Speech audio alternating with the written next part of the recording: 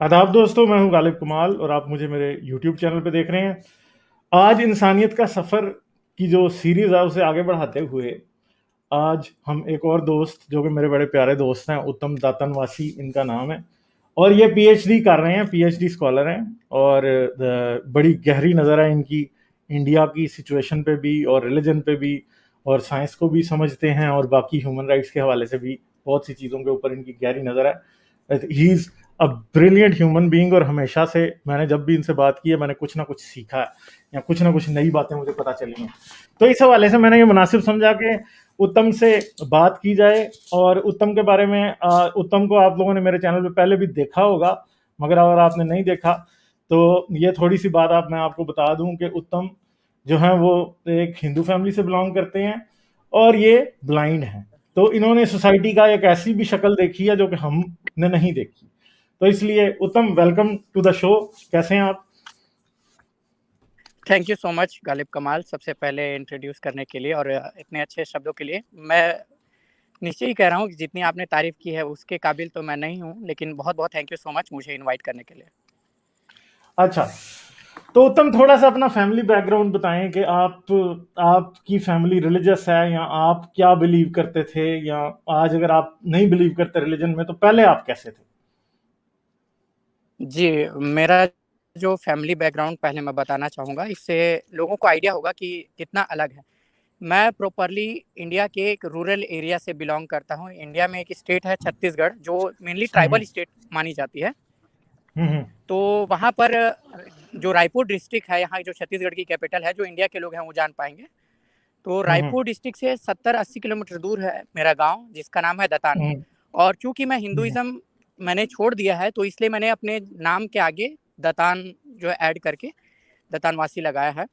तो ये भी लोगों हम्म। को तो, लेकिन जो मेरा पैदाइशी हुई है ये हिंदुओं की एक वर्मा, मतलब मेरा भाई जो वर्मा ही। बर्थ जो हम्म। कास्ट था, हिंदुइज्म में हम्म। आगे कास्ट के बारे में भी एक्सप्लेन करेंगे आपको। तो मेरा जो हम्म। बर्थ कास्ट है वो वर्मा है, तो उत्तम वर्मा जो हम्म। है मेरा नाम लिखा आता था। तो मेरे पापा जो है किसान हैं, प्रॉपर अभी भी हम्म। किसानी करते हैं। तो हमारा जो हम्म। खेती किसानी से ही सारा कुछ जुड़ा हुआ है, और मेरे फैमिली में सारे ज़्यादातर रिलीजियस ही हैं मेरे को छोड़ हम्म। के। तो जो मेरी जर्नी है वो शुरू होती है अपने पापा से ही के साथ की, क्योंकि जब बच्चा पैदा होता है तो या तो अपने मम्मी के ज़्यादा क्लोज होता है या तो पापा के। और मैं चूँकि पापा का। ब्लाइंड था, हम्म। तो बचपन से खेलने में बहुत सारे ब्लाइंड लोगों के साथ दिक्कत होता है कि भाई खेलने के लिए लोग नहीं मिलते, दोस्त नहीं मिलते, लेकिन मेरे साथ ऐसा नहीं रहा। गाँव हम्म। में लोग इक्वली ट्रीट करते थे। मैंने तैरना भी सीख लिया था, कम उम्र में ही पेड़ पे चढ़ना भी सीख लिया था। तो जो लोग हम्म। नॉर्मल लोग कर रहे थे तो वही कर रहा था। तो ज़्यादातर समय मेरे पापा के साथ मैं बिताता था। तो मेरे पापा किसान के साथ-साथ रामायण के टीकाकार भी थे। तो ये क्या मेनली होता वो है? क्या करते जाहिर थे बात कि है कि पाकिस्तान में सुनने वालों को नहीं पता होगा कि रामायण का टीकाकार कौन होता है। हाँ, हाँ। तो वो होता है कि जो रामायण, ये जो राम की जो पूरी स्टोरीज़ है, जो रामायणा में लिखी हम्म। गई है, वो हम्म। गाँवों में चूँकि लोग लिटरेट नहीं होते हैं, गाँव में लोग पढ़े-लिखे नहीं होते हैं, तो उनको बताना पड़ता है स्टोरीज़ पूरी। तो मेरे हम्म। पापा जो है रामायण की जितनी भी स्टोरीज़ हैं, वो तुलसीदास ने जो लिखी हैं, वो उन्हें हम्म। पढ़ के मतलब गाँव वालों को छत्तीसगढ़ी लैंग्वेज में हमारे यहाँ वो बताया करते हम्म। थे। हम्म। तो चूँकि ब्लाइंड था मैं और उनके साथ ही ज़्यादातर रहता था, तो बचपन में मेरी मेमोरी पावर भी बहुत स्ट्रॉन्ग थी। तो इसका भी फ़ायदा हुआ, पापा ने मुझे रटाया, पूरा याद कराया। जिस तरह इस्लाम में होता है ना कि बचपन से ही कुरान हाँ। रटा दिया जाता है, तो उसी तरह से मुझे भी रामायण के दोहे याद कराए थे पापा ने, और उसको मैं गाँव में जाके परफ़ॉर्म करता था। हम्म। तो 5-6 साल का बच्चा था, तो इससे गाँव वाले खुश होके पैसे भी दे देते थे कुछ, थोड़े से कुछ भी वैसे, और नाम भी होता था। तो इस तरह से हम्म। हुआ मेरा जो जर्नी है शुरुआत, रिलीजन का जो इंटरफेरेंस जो है, वहाँ से शुरू हम्म। हुआ कि भई मुझे दोहे याद कराए, और वहाँ से फिर मैं परफ़ॉर्म करता था। तो एक तरह का फिर मुझे पता चलने लग गया कि किस तरह की चीज़ें होती हैं। फिर 6-7 साल का था तो मैं स्कूल चला गया, यहाँ पर हॉस्टल, मतलब मेरे गाँव से 70-80 किलोमीटर दूर है रायपुर, यहाँ की जो हम्म। कैपिटल है, तो वहाँ मैं पढ़ने के लिए चला गया। लेकिन वहाँ जाने के बाद इंटरेस्टिंगली हुआ ये कि मुझे सारे दोहे जितने भी रटाए थे मैं सब भूल गया। 1-2 साल में ही, क्योंकि वहाँ पर पढ़ाई का अलग लेवल का और मुझे चीज़ें भी याद करनी होती थी, अपना पढ़ना होता था, मतलब पूरा सीख रहा था, जो भी अक्षर ब्रेल हो गया, अक्षर ज्ञान हो गया, राइटिंग हो गया। तो स्ट्रेंजली मैं सारा भूल गया जितना मेरे पापा ने याद कराया था। तो मेरे पापा बहुत मानते थे, लेकिन जब मैं आया उन्होंने पूछा भाई कि तुम्हें याद है? तो मैं बोला भाई मैं तो भूल गया। तो वो बड़ा बोले कि भाई ये क्या किया तुमने, मतलब तुमको ये चीज़ें भूलनी नहीं चाहिए थी। लेकिन हुआ ये कि भाई मैं भूलता चला गया और उसके बाद मैं अपने पढ़ाई में ही फ़ोकस रहा। मैं उतना भी बड़ा मतलब सीरियस स्टूडेंट नहीं था, शुरू में एवरेज था।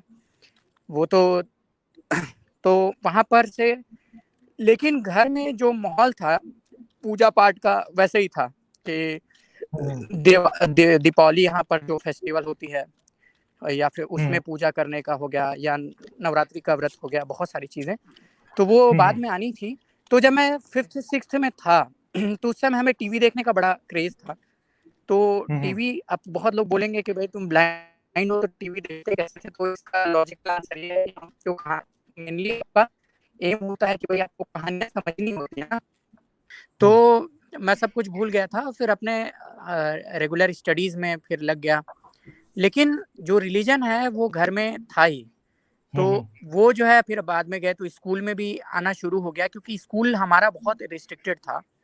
अच्छा। मतलब स्कूलों में भी आपको सुबह प्रेयर कराते थे, तो सुबह 5 बजे हम लोग उठ जाते थे बचपन में, और 5 बजे उठ के 6 बजे तक नहा धो के तैयार होके हम लोग को प्रेयर करना होता था। तो उसमें भी ज़्यादातर वैसे धार्मिक गाने ही होते थे कि इस तरह के होते थे। तो उसमें जब दीपावली आ रहा है तो उस समय कुछ और गीत चल गए, या नवरात्रि है तो उस समय जो देवी के जो गीत होते हैं यहाँ पर, जो दुर्गा माता के जो हो गए, वो उस तरह के गीत, और हम लोग सुबह-सुबह प्रेयर करते थे, तो वो धीरे-धीरे आता था।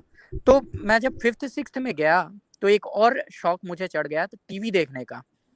तो अब बहुत लोग ये भी कह सकते हैं कि भाई आप ब्लाइंड हो तो टीवी कैसे देखते हो? कई लोग इस तरह के ऑब्जेक्शन उठाते हैं। तो उसका मैं सीधा-सा जवाब ये दूँगा कि जो भी हम लोग फ़िल्में देखते हैं या पिक्चर देखते हैं, तो हमारा मेन इंटरेस्ट होता है कि उसमें जो कहानी कही जा रही है, उसको समझना होता है कि भाई क्या कहानी है।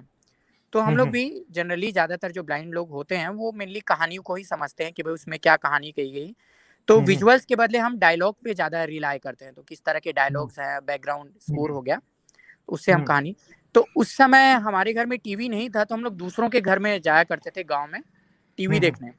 तो उस समय इंटरेस्टिंगली रामानंद सागर यहाँ एक बहुत बड़े डायरेक्टर हुए थे, जिन्होंने बहुत सारी फ़िल्में बनाई, उसके बाद वो टीवी सीरीज़ उन्होंने बहुत बनाया।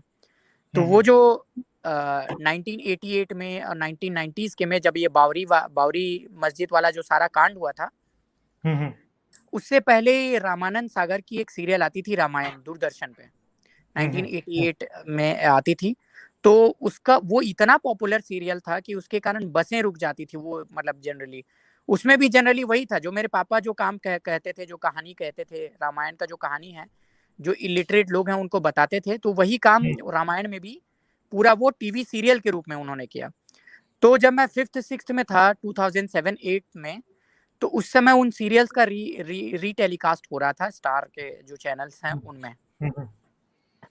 तो उस समय मेरा बहुत ज़्यादा शौक था, तो उस समय रामायण हो गया, श्री कृष्णा हो गया, तो कृष्णा के लाइफ के बारे में, रामायण के जो लाइफ है उनके बारे में बड़े सारे सीरियल्स आने लग गए, और वो मुझे बहुत ज़्यादा मतलब वो करने लग गए, प्रभावित करने लग गए कि भाई ये क्या चीज़ है। तो वहाँ से जो भक्ति का जो एक बीज है, वो जो है, मतलब चूँकि आप मैच्योर होने लग गए थे 6th 7th में, 5th 6th 7th में आप मैच्योर होने लग जाते हो, तो रिलीजन जो है मेनली भक्ति के रूप में मतलब वहाँ पर शुरू हुआ। तो हम लोग मतलब एक तरह से राम को, कृष्ण को बहुत ज़्यादा मानने लग गए वहीं पर से। तो मैं जनरली मैं मुतासिर था, कृष्णा के लाइफ से बहुत ज़्यादा मुतासिर था। तो उनके जो थॉट्स थे, ये सब थे। तो लेकिन उस समय चूँकि हम लोग शैतानी भी बहुत ज़्यादा करते थे, तो वो जो डायलॉग्स होते थे जो टीवी सीरियल्स के, तो उसको हम लोग क्लासेस में भी बहुत ज़्यादा दोहराते थे। क्लासेस में मैं तो, और बस्ता जो हम लोग का होता था, स्कूल बस्ता, स्कूल बैग, तो हम उसको हथियार बना के लोगों को पीटा करते थे। मेरे अंदर अच्छा। तो हाँ, तो मेरे अंदर इतना ज़्यादा भूत सवार था कि मैं कभी रामायण के किसी कैरेक्टर को, कभी बाली बन रहा हूँ, तो बाली यहाँ पर एक बहुत बड़ा कैरेक्टर था रामायण में। जनरली वो मतलब एक तरह का इन्होंने डेविल टाइप का प्रोजेक्ट किया है। या एक कर्ण, कर्णा का बहुत मैं बहुत बड़ा फैन था उस समय से भी। उसके साथ बहुत ज़्यादा डिस्क्रिमिनेशन हुआ था कास्ट के नाम पे, लेकिन वो फिर भी बहुत ज़्यादा मतलब चूँकि वो था वो पांडवों का ही बेटा, तो उसका भी लाइफ, तो मैं उन लोगों की एक्टिंग करता था, तो हम लोग जनरली वो टीवी सीरियल की तरह ही मस्ती किया करते थे। तो 5th-6th में इस तरह से वो जो सीरियल्स थे, उन्होंने मेरे अंदर बहुत ज़्यादा इम्पैक्ट करना शुरू किया, और उसी समय से मैं फिर व्रत रहना शुरू किया कृष्णा जी का। अच्छा। तो हमारे यहाँ हिंदुइज़्म में कृष्णा जी का बर्थ ईयर माना जाता है अराउंड अगस्त के महीने में।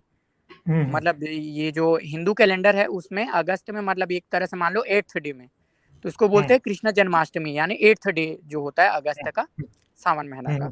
तो मैं उसका व्रत रहना शुरू किया। मैं पहली बार किसी गॉड के लिए व्रत रहना शुरू किया, तो वो लॉर्ड कृष्णा का था, जो टीवी सीरियल से मुझे जो ये इतना ज़्यादा जो मिला। और बाकी घर में भी था, तो घर में बचपन में तो वो चीज़ें आई थी, तो व्रत रहते थे हर साल। और उसके बाद धीरे-धीरे बढ़ता गया, मैं 6th क्रॉस किया, 6th, 7th, 8th में ज़्यादातर मस्तियाँ ही होती थी, उतना ज़्यादा पढ़ाई नहीं। फिर अब आगे आते हैं, फिर मैं 9th, 10th में आया, तो ये चीज़ें और बढ़ने लगी कि भई, लेकिन हाँ 6th, 7th, 8th में मैं छोटी-छोटी चीज़ों पे भी भगवान को दोष देता था। जैसे कई बार मुझे याद है कि भई कई बार चप्पल खो गया, कई बार ढूँढते थे मिलता नहीं था। तो मैं भगवान को ही गालियाँ देता था कि यार ये ब्लाइंड क्यों बनाया कि मुझे अपना चप्पल भी नहीं मिल रहा, पता नहीं कहाँ भूल गया। तो उस तरह का भी चीज़ था कि जनरली लॉर्ड से मतलब बहुत ज़्यादा इस तरह की चीज़ें अ, होती थी। तो 9th-10th में मैं गया, तो उस समय फिर मेरा जो पढ़ाई है एकेडमिकली मैं बहुत ज़्यादा स्ट्रॉन्ग होने लग गया।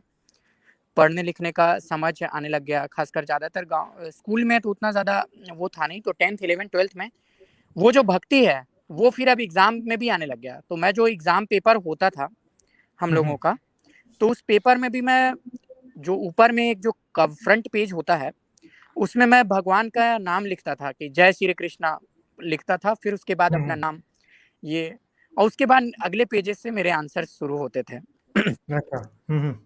तो इतना ज़्यादा इन्फ्लुएंस था कि भई वो जो गॉड का जो इंटरफेरेंस है, तो बहुत लोग बोलते थे कि भई ये क्यों कर रहे हो? और ऊपर मैं बाकायदा कवर पेज में डिज़ाइन भी बनाता था, और उसमें मतलब जय श्री कृष्णा लिखता था, और उसके बाद मैं इट मीन्स वही hello the Lord Shri Krishna English में जैसे बोले तो।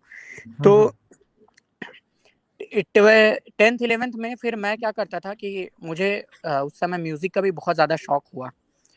तो म्यूज़िक मैंने सीखा, शुरू किया स्कूल में, मतलब अपने खुद से ही।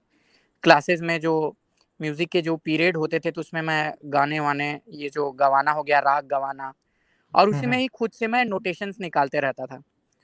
तो इससे हुआ ये कि मुझे बाद में जो 10th में मैं आया, मैंने बहुत सारे गाने बजाने सीख गए, फ़िल्मी गाने हो गए, इधर के छत्तीसगढ़ी गाने। तो मैंने जो है खुद की 10th क्लास से फिर मैंने खुद की कमाई करनी शुरू कर दी। यहाँ जो शादी-ब्याह होता है, वहाँ पर मैं कैसियो, यहाँ पर जो होता है कैसियो बजाने चला गया। अपना इंस्ट्रूमेंट मतलब बजाने का काम करता था, तो इससे मुझे इसमें भी स्ट्रगल करना पड़ा। शुरू में तो लोग फ्री में ही ले जाते थे। शुरू में लोगों को मैं रिहर्सल कराता था, फिर ₹100 देने लग गए पर डे, फिर 200, फिर 250। तो उस तरह से ये मेरा जो है बहुत ज़्यादा एक पॉकेट मनी मतलब कह सकते हैं 10th, 11th, 12th में। पढ़ाई के अलावा जो गर्मियों की छुट्टी होती थी, तो उसमें मैं यानी जो मैं है एक बात कह सकता हूँ कि ब्लाइंड होने के बावजूद भी आपने ये नहीं समझा कि हाँ आप हाथ तोड़ के बैठ जाएं और दूसरे लोग सब कुछ आपके लिए करें, आप खुद मेहनत कर रहे थे। हाँ, हाँ, बिल्कुल, बिल्कुल। हम्म।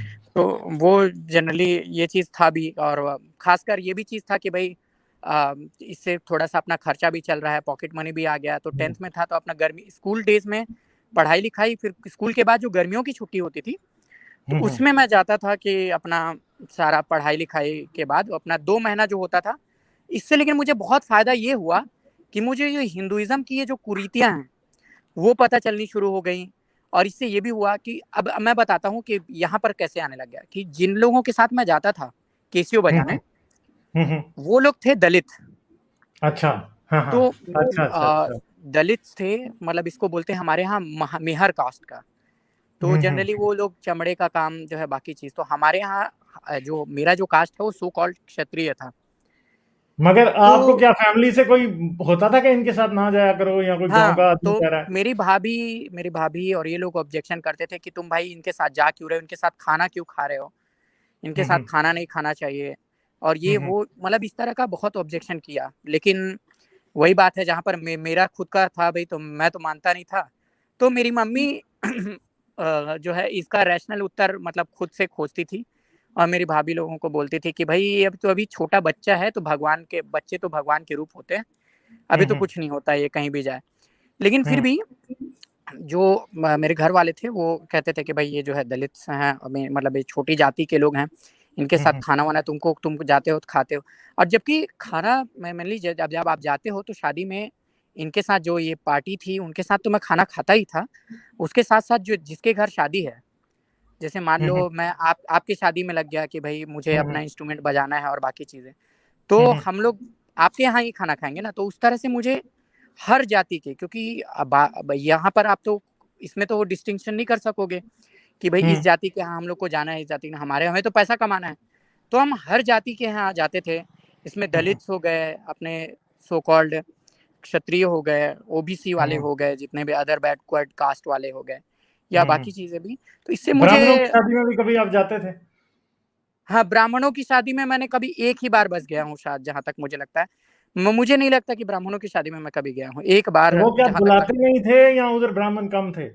इधर ब्राह्मण है ही नहीं। मतलब अच्छा, एक ठीक। गाँव में हाँ। मुश्किल से 1 या 2 फैमिली होंगी, और हाँ, हाँ। वही 1-2 फैमिली गाँव का पूरा जो कल्चर है, गाँव का पूरा लाइफ़स्टाइल है, वो डिक्टेट करता है। हुँ, और हुँ। जनरली ब्राह्मण लोग होते हैं, वो बहुत चालाक होते हैं। जो फो अप्रैल, मई, जून का जो महीना होता है, ये हमारे कमाई का महीना होता है। हुँ, मार्च, हुँ। अप्रैल, मई में होता था। तो हुँ, हुँ। उनका भी कमाई का यही यही महीना होता था, क्योंकि हम इंस्ट्रूमेंट बजाने के लिए गए हैं, और यहाँ पर जो है ब्राह्मणों के बिना इधर शादी हो ही नहीं सकती। तो ब्राह्मण लोग वहाँ पर जाते थे मंत्र पढ़ने के लिए। हाँ, हाँ, हाँ, जितने भी बिल्कुल। ये जो रिचुअल्स हो गए वो परफॉर्म करने के लिए, या मंत्र-वंत्र हो गए। तो हुँ, जनरली ब्राह्मण जो कास्ट होते हैं इधर, वो लोग फेब में, मार्च में, अप्रैल में, मई में इधर शादी नहीं करते। ये लोग जून में, जुलाई में हुँ। करते हैं। तो ये इस तरह से, क्योंकि यही डिसाइड करते हैं। देखो यहाँ पर शादी का जो डेट्स होता है वो कोई इधर कोई फैमिली डिसाइड नहीं करती, ब्राह्मण लोग ही डिसाइड करते हैं कि भाई किस तारीख को कब तो तुम्हारी यानी वो शादी है। दूसरों की शादियाँ अप्रैल में और उस वक़्त में रखते हैं, और अपनी शादी उससे हाँ, आउट रखते हैं, ताकि हाँ, कमाई हाँ। के सीज़न में बच्चे की शादी रुकावट ना बने। बिल्कुल, बिल्कुल, बिल्कुल। ये इस हाँ। तरह से होता था। तो इसलिए कभी हुँ, हुँ। मैं गया नहीं हुँ, ब्राह्मणों की हुँ। शादी में, ये भी एक रीज़न है। तो वहाँ पर मुझे बहुत अलग-अलग जातियों के घर में गया, वहाँ रहा, बहुत प्यार भी मिला। बहुत हुँ, लोगों हुँ। ने गाँव में मतलब अलग-अलग जातियों के साथ, लेकिन लोग मेरे इंटेलेक्ट से भी प्रभावित होते थे, क्योंकि मैं ठीक है 10th में था, लेकिन मैं पढ़ने-लिखने में भी बहुत समझदार था, हुँ, हुँ। आर्ग्यूमेंटेटिव था। तो उसका भी बहुत फ़ायदा हुआ, और कुछ ऐसे दोस्त भी मिले, और जनरली हम लोग इधर ट्रैक्टर में मतलब सफ़र करते थे, कि ट्रैक्टर में हुँ, जाते हुँ। थे। तो वो भी मुझे बहुत पसंद आता था, रात-रात भर अपना जाओ और ये सब मैरिज ये किया। तो उस समय जो मेरे पैसे होते थे, ज़्यादातर मैं सारे पैसे लाके कभी खर्च नहीं किया, मैं मम्मी को ही दे देता था। हुँ, और हुँ। मेरा 2 उद्देश्य था, कि एक तो मुझे था कि भई एक मोबाइल खरीद लूँ मैं, हुँ, अच्छा हुँ। वाला। हुँ। तो उस समय तो एंड्रॉइड का ज़माना आया नहीं था, 10th में था, मतलब आ चुका था लेकिन उतना बड़ा अ, उस उसमें टाइम नहीं एंड्रॉइड था। मोबाइल महँगे थे। ये किस ईयर की बात महंग होगी? ये 2011-12 की बात है। हाँ, हाँ, बिल्कुल, बिल्कुल। हाँ, उस महँगे टाइम थे उस महँगे समय, महँगे थे उस टाइम। बहुत हाँ। महँगे थे, और उस समय फिर मैंने अ, मेरा ये उद्देश्य होता था कि ये जो इतने पैसे मैं कमाऊँगा, तो हुँ, सोचिए हुँ। मुझे कोई बड़ा काम नहीं, तो मुझे ये था कि मुझे ये लॉर्ड कृष्णा की ये जो सीरियल है, हाँ, मुझे हाँ। चाहिए थी कि ये डीवीडी में मुझे पूरी खरीदनी है। तो इसकी कॉस्ट थी अच्छा। ऑलमोस्ट 7000 8000। मैं इतना धार्मिक अच्छा, था उस इतनी समय। महँगी बिकती? अच्छा, हाँ। मगर हो है बहुत लंबी इसलिए? हाँ, हाँ, है बहुत लंबी, ऑलमोस्ट 221 एपिसोड्स हैं उसके। हाँ, तो हाँ। मुझे रिलीजन का इतना प्रभाव था लॉर्ड कृष्णा का, और वो जो टीवी सीरियल था जो रामानंद सागर ने बनाया था श्री कृष्णा, उसका इतना हुँ, ज़्यादा प्रभाव था कि उसी सीरियल के कारण मुझे लॉर्ड कृष्णा से मतलब एक तरह का मोहब्बत हो गया था, जिस तरह लोग मुस्लिम उसको मोहम्मद हुँ, से हो जाती है, उसी तरह की। हुँ, तो मेरा ये था कि भई ये सारे मैं पैसे जो कमा रहा हूँ इससे 7000 8000 का अपना ये सीरियल खरीद लूँ, हुँ, और हुँ, फ़ोन खरीद लूँ मैं अपना। तो हुँ, हुँ, फ़ोन मैंने खरीद लिया था 1500-2000 का, लेकिन अनफॉर्चुनेटली पता नहीं क्या हुआ, क्योंकि हम लोग भी घर घर बहुत गरीब था, मतलब फैमिली भी मतलब ऐसे किस खेती किसानी में उतना घर नहीं चलता। तो हम्म, मम्मी ने ऑलमोस्ट वो पैसे सारे स्पेंड कर दिए होंगे कहीं भी, क्योंकि ऑब्वियस सी बात है मैंने तो दिए थे। हम्म, तो फिर वो बाद में मुझे केवल वो मोबाइल खरीदने के लिए पैसे मिल पाए थे। तो हम्म, सीरियल्स जो है वो फिर मैं खरीद नहीं पाया, लेकिन ट्वेल्थ में आते आते, अच्छा फिर 11th 12th में आके हम लोग का इतना था कि अ, जो मेरी जैसे अब होता है भाई कि आप कोएड में पढ़ रहे थे, हम्म, तो प्यार मोहब्बत भी होता है, बाकी चीज़ें भी होती हैं। तो मेरी जो फ्रेंड बनी, तो उनसे भी हमारा जो लोग करते हैं हाय हेलो उस तरह का होता था, तो हमारा होता था जय श्री कृष्णा। अच्छा। तो इस तरह का भी था कि भाई अब वो भी जानती थी कि भाई चलो इसको लॉर्ड कृष्णा से बहुत ज़्यादा मोहब्बत है, तो हम लोग जनरली, और उस समय फॉर्चुनेटली ये था कि हम लोग जो है ज़्यादातर स्कूल में, ज़्यादातर मेरा जो, हम लोग चूँकि पढ़े, हमारे क्लास में ज़्यादातर बच्चे होशियार नहीं थे, तो हम लोग ये भी चीज़ें, अब तुमको मैं बताना चाह रहा हूँ, अब यहाँ पर हिंदुइज़्म की जो डीप ये जो कास्ट है, वहाँ पर हम लोग अब एंटर कर रहे हैं। तो हम लोग लिखते थे लव लेटर्स, बहुत ज़्यादा लव लेटर्स, राइटिंग का काम हम लोग करते थे। मैं जो है, जो प्रोज़ होते थे, सारी बातें, वो मैं लिखता था। एक दोस्त है, वो शायरियाँ लिखता था, अच्छा, और एक तो दोस्त आप लोग एक लड़कियों को लव लेटर लिखा करते थे दोनों, हैं? हाँ, तो अच्छा, लेकिन हम लोग देखा। लिखते थे जनरली दोस्तों के हाँ, तरफ से। जैसे मतलब अच्छा, हमारे स्कूल में एक तरह का ये मान लो पार्ट टाइम जॉब हो गया, अच्छा, कि दोस्त आया, बोला यार कि मुझे तो इस लड़की से मोहब्बत है, तो इसके लिए तो लेटर लव लिख। लेटर लिखती है। अच्छा, तो यानी आप लव लव लेटर लेटर हम, के पत्रकार थे। तो 11th 12th में हमारा जो है पूरा काम होता था लव लेटर्स। हमने बहुत ज़्यादा लव लेटर्स ड्राफ्ट किए हैं उस समय। अच्छा, और तो उस समय जो लेटर तो ड्राफ्ट कोई करते थे कोई हमारा, जिनके लिए आपने लव लेटर लिखे, उनकी बाद में कोई शादी वगैरह हुई किसी की, कि नहीं हुई? अभी तो किसी की मुझे तो याद नहीं है कि जिसकी अभी किसी की हुई हो अभी, क्योंकि नहीं तो कोई ज़्यादातर, लड़कियां फंस जाती थी फिर आपके लव लेटर से उनके साथ। बिल्कुल, बिल्कुल, इतनी फँस जाती थी कि कभी यार, जो ये तो बड़ी मजे की रोमांटिक वाले बात है। लेटर्स लिखते थे तो उसमें भी फँस जाती थी, सैड वाला लेते थे तो उसमें रो डालती थी, इतना अच्छा, भी तो था। खुद खुद के लिए भी कोई फंसाई है, लोगों के लिए फंसाते रहे? हाँ, खुद के लिए भी लिखा है, खुद के लिए भी मैंने इतने लिखे, 10-10 पेज, 12-12 पेज, 15 अच्छा, पेज के, तो बहुत लंबे-लंबे लेटर्स लिखते थे और बहुत मज़ा भी आता था। खुद के लिए तो मैंने, उस समय मुझे इंग्लिश-विंग्लिश नहीं आती थी, लेकिन फिर भी पता नहीं कुछ भी, you are the most beautiful girl on this world, और पता नहीं यही सब सेंटेंस आता था, इसी को घुमा-घुमा के भी मैंने लिखे थे, खुद के लिए अच्छा, भी। तो बहुत दोस्तों के लिए लिखते थे, तो जो इससे ये होता था कि दोस्तों के लिए लिखते थे तो उसमें हम लोग को चाय, समोसे, जो पकौड़े हो हाँ। गए, ये सब मिल जाते थे। तो मतलब चाय का खर्चा लव लेटर से हमारा आ जाता था, दोस्तों यानी के लिए। मुझे एक बात समझ आई है कि उत्तम जो है वो बहुत रिसोर्सफुल है। हाँ, कहीं ना हाँ, कहीं से कोई ना कोई काम जो है वो, मतलब ये तो बड़ी अच्छी बात है, हैं? कि हाँ, मतलब, वो चीज़ है, पॉकेट मनी भी हो जाता था इससे हमारा, कि हाँ, भाई कि चलो लेटर लिख रहे हैं। बाकी टाइम पॉकेट मनी मेरा शादी-ब्याह से आता था, जब इधर थे, और इधर यहाँ लव लेटर से आता था। तो हम्म, खुद के लिए भी लिखा, तो जो मेरी खुद की जो गर्लफ्रेंड जो बनी, तो वो जो है अदर कास्ट की थी। हाँ, तो हम लोग जो है, चूँकि मैं लॉर्ड कृष्णा को मानता था, तो लॉर्ड कृष्णा की जो लव थी ना, जो राधा, हाँ, हाँ, उनकी मैरिज नहीं हो पाई थी। तो हम लोग को भी यही अच्छा, लगता था, क्योंकि हम लोग उस समय इतने रिलीजियस थे, और हमें लगता था कि हमारी फैमिलीज़ मानेंगे नहीं। तो हम लोग भी ज़्यादातर ये हाँ, सोचते हाँ, थे कि हमारा भी जो प्यार का जो अंत है, वो लॉर्ड कृष्णा की तरह हो जाएगा, इस तरह का सोचते थे। अच्छा, हाँ, हाँ। तो बहुत ज़्यादा इस तरह का सोचते थे, और उस समय, तो अब वो किधर है? शादी हो गई उस लड़की की, क्या हुआ? नहीं, नहीं, अभी तो नहीं हुई है, तो अभी बस वो भी यार, फिर जाकर पाँव पकड़ लो दोबारा से, हैं? हाँ, हाँ, हाँ, अभी तो देखते हैं, वो बहुत, अब क्या होता है वो तो भविष्य ही बताएगा।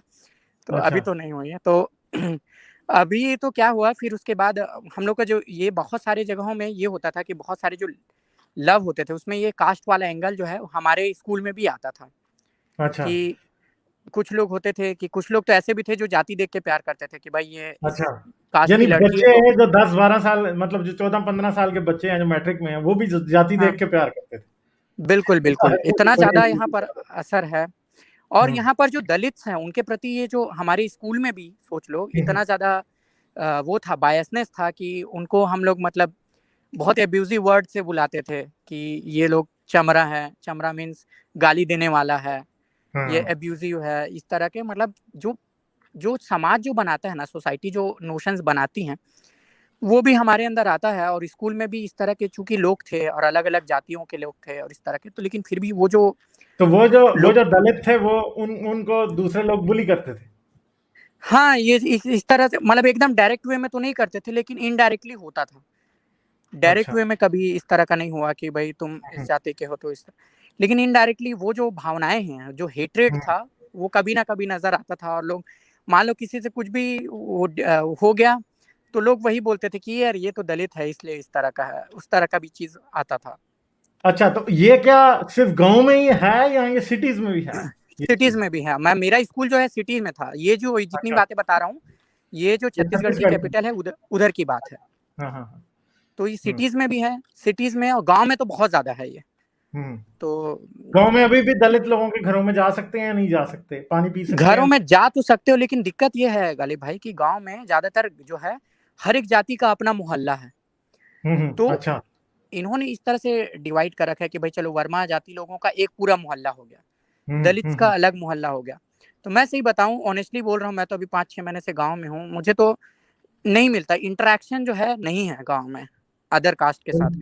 क्योंकि वो अपने मोहल्ले में है, वो अपने लोगों के साथ पल-बढ़ रहे हैं, हम अपने लोगों के साथ पल-बढ़ रहे हैं। तो ये जो है ना बहुत ज़्यादा जो है डिस्टिंक्शन जो है क्रिएट करता है। मगर किसी पॉइंट के ऊपर तो आपस में राबता और आपस में कोई लेन देन कोई काम। स्कूल में होता है, स्कूल में लोगों का नहीं, होता मगर है। गांव में क्या ये लोग बिल्कुल अलग अलग रहते हैं? कोई बिल्कुल, किसी बिल्कुल के भाई, खेत में काम कर रहा, मेरे गाँव में तो बिल्कुल अलहदा रहते हैं, अलहदा मोहल्ला है इनका। और हर खेती बाड़ी, जाति का हर जाति का अपना मोहल्ला है यहाँ। खेती बाड़ी। खेती-बाड़ी तो खैर सबका मिक्स है, नहीं, लेकिन मगर फिर खेती-बाड़ी भी पानी भी तो होता है ना, पानी इधर से आ रहा है नहर का या यूं हो रहा है, तो ये क्या चक्कर है? कोई ट्यूबवेल है किसी का, क्या सिस्टम है? एक दूसरे से जो लोग कोई खरीदो फरोख्त कोई लेन देन करते हैं या नहीं करते? हाँ, लेन-देन तो करते हैं, मतलब इतना भी नहीं है कि लेन-देन नहीं करते हैं। अब हम लोग भी जैसे अब कुछ हो गया, कुछ करने जा रहे हैं, तो दुकानों में जाते हैं लोगों के। हम्म। तो हम लोग तो इधर जो दलित लोग का दुकान है, उधर ही जाते हैं, जो सिगरेट-विगरेट का भी लोन लेना हो यानी गया, दलित बाकी की चीज़ दुकान से जाके सब खरीद सकते हैं? हाँ, खरीद सकते हैं बिल्कुल, ऐसा कुछ कोई वो नहीं मतलब है। ये नहीं है कि लोग ये कहते हैं नहीं हमने इसकी दुकान से नहीं खरीदना, नहीं, यानी नहीं, सिचुएशन इतनी बुरी नहीं है अब जितनी पहले होती थी? हाँ, पहले तो इतनी बुरी होती थी, मेरे पापा बताते हैं कि दूसरे मोहल्ले चले गए, तो उसके हम्म। बाद आने के बाद इनको कपड़ा बदलना पड़ता था। ये 40 साल पहले की बात है, 40-30 अच्छा। साल पहले, कि हम्म मेरे पापा जब यंग थे, उस समय वो जो जाते थे दूसरे मोहल्ले में, तो उनको वापस आने के बाद नहाना पड़ता था और कपड़ा चेंज करना पड़ता था। बाद में धीरे-धीरे ये चीज़ें नॉर्मलाइज़ होने लग गई हम्म। बाद में। तो अभी देखो, अभी उस तरह का जो है दुर्व्यवहार नहीं होता, लेकिन वही बात हो जाती है कि मोहल्ला जो है, जगह है, बहुत ज़्यादा सेपरेटेड है। हम्म। तो अलग-अलग जगह है, अलग-अलग मोहल्ला है। तो उस तरह का मतलब हमारे अभी स्कूल के बाद में थे, तो 11th-12th में जो ज़्यादातर जो लोग थे, कुछ लोग थे कि कास्ट को देख के प्यार करते थे, लेकिन कुछ लोग थे हम जैसे लोग, हम लोग नहीं देखे प्यार के लिए भाई कि कास्ट क्या होगा, क्या लगेगा। मगर एक तो चीज है कि दलितों के बच्चों के साथ डिस्क्रिमिनेशन होता था, आपके बिल्कुल, साथ ब्लाइंड कुछ होता था इस तरह? ब्लाइंड वाला जो ब्लाइंड के नाम, मेरा स्कूल जो है ब्लाइंड स्कूल था, तो मतलब ये अच्छा। जितने भी जो हाँ, स्कूल था ब्लाइंड। उस 12वीं हाँ तक ब्लाइंड था, उसके बाद आगे आप पूछिएगा कॉलेज में जब मैं जाऊँगा, तो आप हाँ। पूछिएगा ये क्वेश्चन याद करके। तो मेरा जो स्कूल था 12वीं तक वो पूरा स्पेशल स्कूल था, तो उसमें सारे अच्छा, ब्लाइंड हाँ लोग हाँ, ही थे। अच्छा, मुझे मुझे मैं शायद मुझसे थोड़ी गलती हो गई है, मुझे समझ नहीं आई शुरू में। अच्छा, हाँ। हाँ, तो जो तो मैं सारे 12वीं तक ब्लाइंड। पढ़ा हम्म हाँ, तो उसमें जो है ब्लाइंड लोग ही पढ़ते थे सारे। तो हमारे यहाँ जो ज़्यादातर कुछ लोग होते थे जो पार्शियली ब्लाइंड हैं, जिनको आधा दिख रहा है। कुछ लोग हम्म होते थे जिनको 20%, कुछ लोग हैं जैसे टोटली ब्लाइंड है, जैसे हम हैं। मेरे हम्म को 0% परसेप्शन है। तो हम्म जो स्कूल था उसमें प्योरली सारे ब्लाइंड लोग ही रहते थे, और उस समय लेकिन इसीलिए हम जो लेटर लिखते थे वो ब्रेल स्क्रिप्ट में लिखते थे। तो अच्छा, हाँ हाँ हुँ, हाँ हाँ, आप समझ आई मुझे। हाँ, तो वो हाँ। जो है सारे दोस्तों के लिए जो लिखते थे। बाद में हम्म कॉलेज में आके भी मैंने लव लेटर लिखे फिर लैपटॉप पे दूसरों के लिए और बाकी के लिए फुटनोट्स और बाकी रेफरेंस। ये मेरा एक हम्म। क्वालिटी था कि मैं फुटनोट्स और रेफरेंस देके एक लव लेटर लिखा था अच्छा, अपने दोस्तों को। ये लव लेटर के अंदर फुटनोट और रेफरेंस, यार ये वैसे बड़ी मजे की बात है। हाँ, वो मैंने लेटर मैंने मेरे ज़हन में ये बात भी नहीं आ सकती कि नीचे फुटनोट, अब फुटनोट में क्या होता था लव लेटर के? मैं जनरली उस समय थोड़ा रिलीजियस टाइप का था, तो कुछ हो गए, कोट्स हो गए, कुछ गाने हो गए, कुछ चीज़ हो अच्छा, गाने का लिंक मैंने फुटनोट्स में डाले हुए थे यूट्यूब पे कि नहीं तो क्या क्या यानी गाने के यानी फुटनोट के अंदर गाने का यूट्यूब का लिंक, यार ये हाँ, वैसे जबरदस्त ये काम ये है। भी ये भी किया है मैंने कॉलेज में। लेकिन वो कॉलेज की बातें मैं बताऊँगा फिर। अभी स्कूल में ही तो जनरली हाँ। 11वीं 12वीं में हमारा जो स्कूल था उसमें ये सब चलता था कि हमारे यहाँ हम्म फिर 12वीं का एग्ज़ाम हुआ। 12वीं में मैंने बहुत ज़्यादा सीरियस पढ़ाई की। लाइफ में मैंने आज तक मुझे नहीं लगता जितना पढ़ा होऊंगा जितना इसमें। तो उस समय अब मुझे ये भी बता देना ज़रूरी लगता है कि उस समय हमें इंग्लिश नहीं आती थी। आज जितना इंग्लिश हम बोल पा रहे हैं वो सब दिल्ली के कारण है। तो उस समय जब हमारा ड्रीम होता था इंग्लिश सीखना कि भाई इंग्लिश आ जाए, हम लोग सोचते थे। तो जनरली हमारे टीचर्स उतने अच्छे नहीं थे, तो जनरली वो सोचते थे कि भाई 10th पढ़ लो, 10th में इंग्लिश सीख जाओगे। तो 12th में मैंने बाकी मेरा एकेडमिक्स अच्छा था, हिस्ट्री, पॉलिटिकल साइंस सब अच्छा था। इंग्लिश मेरा बहुत खराब था, तो मैंने क्या किया था, इंग्लिश के सारे क्वेश्चन रट लिए थे पूरे। जो मेरे पापा ने दोहे रटाने की जो क्वालिटी मुझे सिखाई थी वो मैंने इस्तेमाल किया 12th में। तो A to Z जितने भी क्वेश्चन आंसर थे, ऑलमोस्ट 126 क्वेश्चन आंसर्स थे, वो मैंने सारे रट लिए थे। और जब 12वीं का एग्जाम हुआ तो जब आंसर सॉल्व करने के बाद आया तो मैंने अपना तो बनाया, दोस्तों का भी बनाया। 3 सेट आता था, तो इतना मतलब इतना रट लिया था तोते की तरह, जिस तरह तोते को याद हो जाता है। तो मैंने अपना तो बनाया ही, सॉल्व किया ही। तो उस तरह से तो मेरे अच्छे परसेंटेज आ गए 12वीं में, 85 परसेंटेज के साथ। मेरे स्कूल में मतलब सबसे हाईएस्ट परसेंटेज था। इससे पहले 80% आया था 7-8 साल में किसी का। तो 2014 में मैं निकल गया वहाँ से 12वीं पढ़ के। तो 85 परसेंटेज के बाद जनरली फिर हमारा ये भी चीज़ था कि फिर मेरे भैया यहाँ पर थे दिल्ली में, तो उन्होंने मेरा एडमिशन करा दिया दिल्ली में। और वहाँ पर से जब आने के लिए फिर मेरा ट्रांसफॉर्मेशन भी शुरू हुआ। 12वीं में मैंने लास्ट बार काम किया शादियों में। तो शादियों में तो जो मेरा पार्टी था, बैंड पार्टी जहाँ मैं जाता था, वो लोग भी बहुत दुखी थे कि यार इतना, क्योंकि हमारा इतना ज़्यादा कमांड था कि 60-60 किलोमीटर, 100-100 किलोमीटर दूर से लोग बुलाने आते थे कि भाई आपकी पार्टी हमें चाहिए। मतलब इतना ज़्यादा कमांड था और हमारे प्राइजेस भी बढ़ रहे थे, बहुत कमाने लग गए थे। तो लेकिन ऑब्वियस सी बात है, तो लेकिन अब आपको पढ़ना है तो आप वो चीज़ें छूट भी जाती हैं। तो 12वीं के बाद मैं कॉलेज के लिए दिल्ली आ गया। तो दिल्ली में मैं आया हंसराज कॉलेज में। तो हंसराज कॉलेज जो है जनरली आर्य समाज का जो कॉलेज था, एक तरह का ये मतलब हिंदुओं का एक अलग शाखा है, जो राम कृष्ण इत्यादि के बदले वेदास पे बहुत ज़्यादा फोकस करते हैं। हाँ, क्योंकि आर्य समाजी ज़्यादा वेदास पे करते हैं फोकस। बहुत बहुत ज़्यादा वेदास पे फोकस करते हैं। उनका मतलब ये है, तो जनरली उनका ये है कि वो यज्ञ बहुत ज़्यादा कराते हैं। यज्ञ को इंग्लिश में बोलते हैं सेक्रीफाइसेस। तो सेक्रीफाइसेस तरह तरह के वो कराते हैं। तो जब मैं आया तो मुझे 10-15 दिन तो पता ही नहीं था कि यहाँ से शाहरुख खान भी पढ़ के निकला है। तो फॉर्चुनेटली जहाँ से शाहरुख खान पढ़ा, तो वहाँ से मैं पढ़ा हूँ। और बाद में आपको बहुत सारी बातें भी पता चलेंगी जिससे आश्चर्य भी होगा, क्योंकि राइट विंग की तरफ जो रुझान है कॉलेज से ही फिर शुरू हो गया था। तो कॉलेजेस में हॉस्टल मुझे मिला, बढ़िया था हंसराज में। तो वहाँ पर मैंने फिर अपना पढ़ना शुरू किया। वहाँ पर से पूरा ट्रांसफॉर्मेशन चेंज हुआ। तो मैं जब 12वीं पढ़ के आया तो 12वीं के बाद मैंने 2 महीने पूरा टाइम दिया लैपटॉप कंप्यूटर ऑपरेट करना सीखने के लिए। अच्छा। तो जब मैंने शादी और ये कैशियो वैशियो छोड़ दिया, तो एक कीबोर्ड को छोड़ने के बदले में फिर मुझे दूसरा कीबोर्ड उठाना पड़ा। वो कीबोर्ड इंस्ट्रूमेंट का था, अब ये कीबोर्ड था जनरली आपका टाइपिंग का, बाकी टेप। तो मुझे चूंकि अब यहाँ दिल्ली में इक्विवेलेंस बनना था लोगों के, बाकी लोगों के, तो मुझे लैपटॉप, इंटरनेट। तो उस समय हम लोग को गाना डाउनलोड करने का भी बहुत शौक था। तो हम लोग जनरली उस समय लाइफ में पहली बार मैंने गाना डाउनलोड किया। तो इतना गाना डाउनलोड करने की इतनी ज़्यादा खुशी हुई थी कि नृत्य करने लग गए थे, नाचने लग गए थे कि यार गाना डाउनलोड कर लिया आज हमने सबसे सक्सेसफुली। तो वो जो 2 महीने मैंने जो पढ़ाई की, लैपटॉप सीखा, तो वो मेरा कॉलेज में बहुत ज़्यादा काम आया। तो काम आने वाला था। हिंदी टाइपिंग, इंग्लिश टाइपिंग सब मैंने सीख लिया। फिर जब कॉलेज आया तो कॉलेज में तरह तरह के लोग थे। ज़्यादातर हमारे कॉलेज में ज़्यादातर जो है, अब हाँ, जो मेरा जो रिजर्वेशन, अब बहुत सारे आप लोग के उसमें बोलते हैं कि भाई रिजर्वेशन होना चाहिए, नहीं होना चाहिए। मेरा जो एडमिशन हुआ था हंसराज कॉलेज में, वो रिजर्वेशन के बेस पे हुआ था। तो जिस तरह से दलित को कोटा होता है, एससी को कोटा होता है, उसी तरह ब्लाइंड लोगों के लिए भी कोटा। आप क्या डिसेबल्ड के कोटे पे थे या एससी के कोटे पे?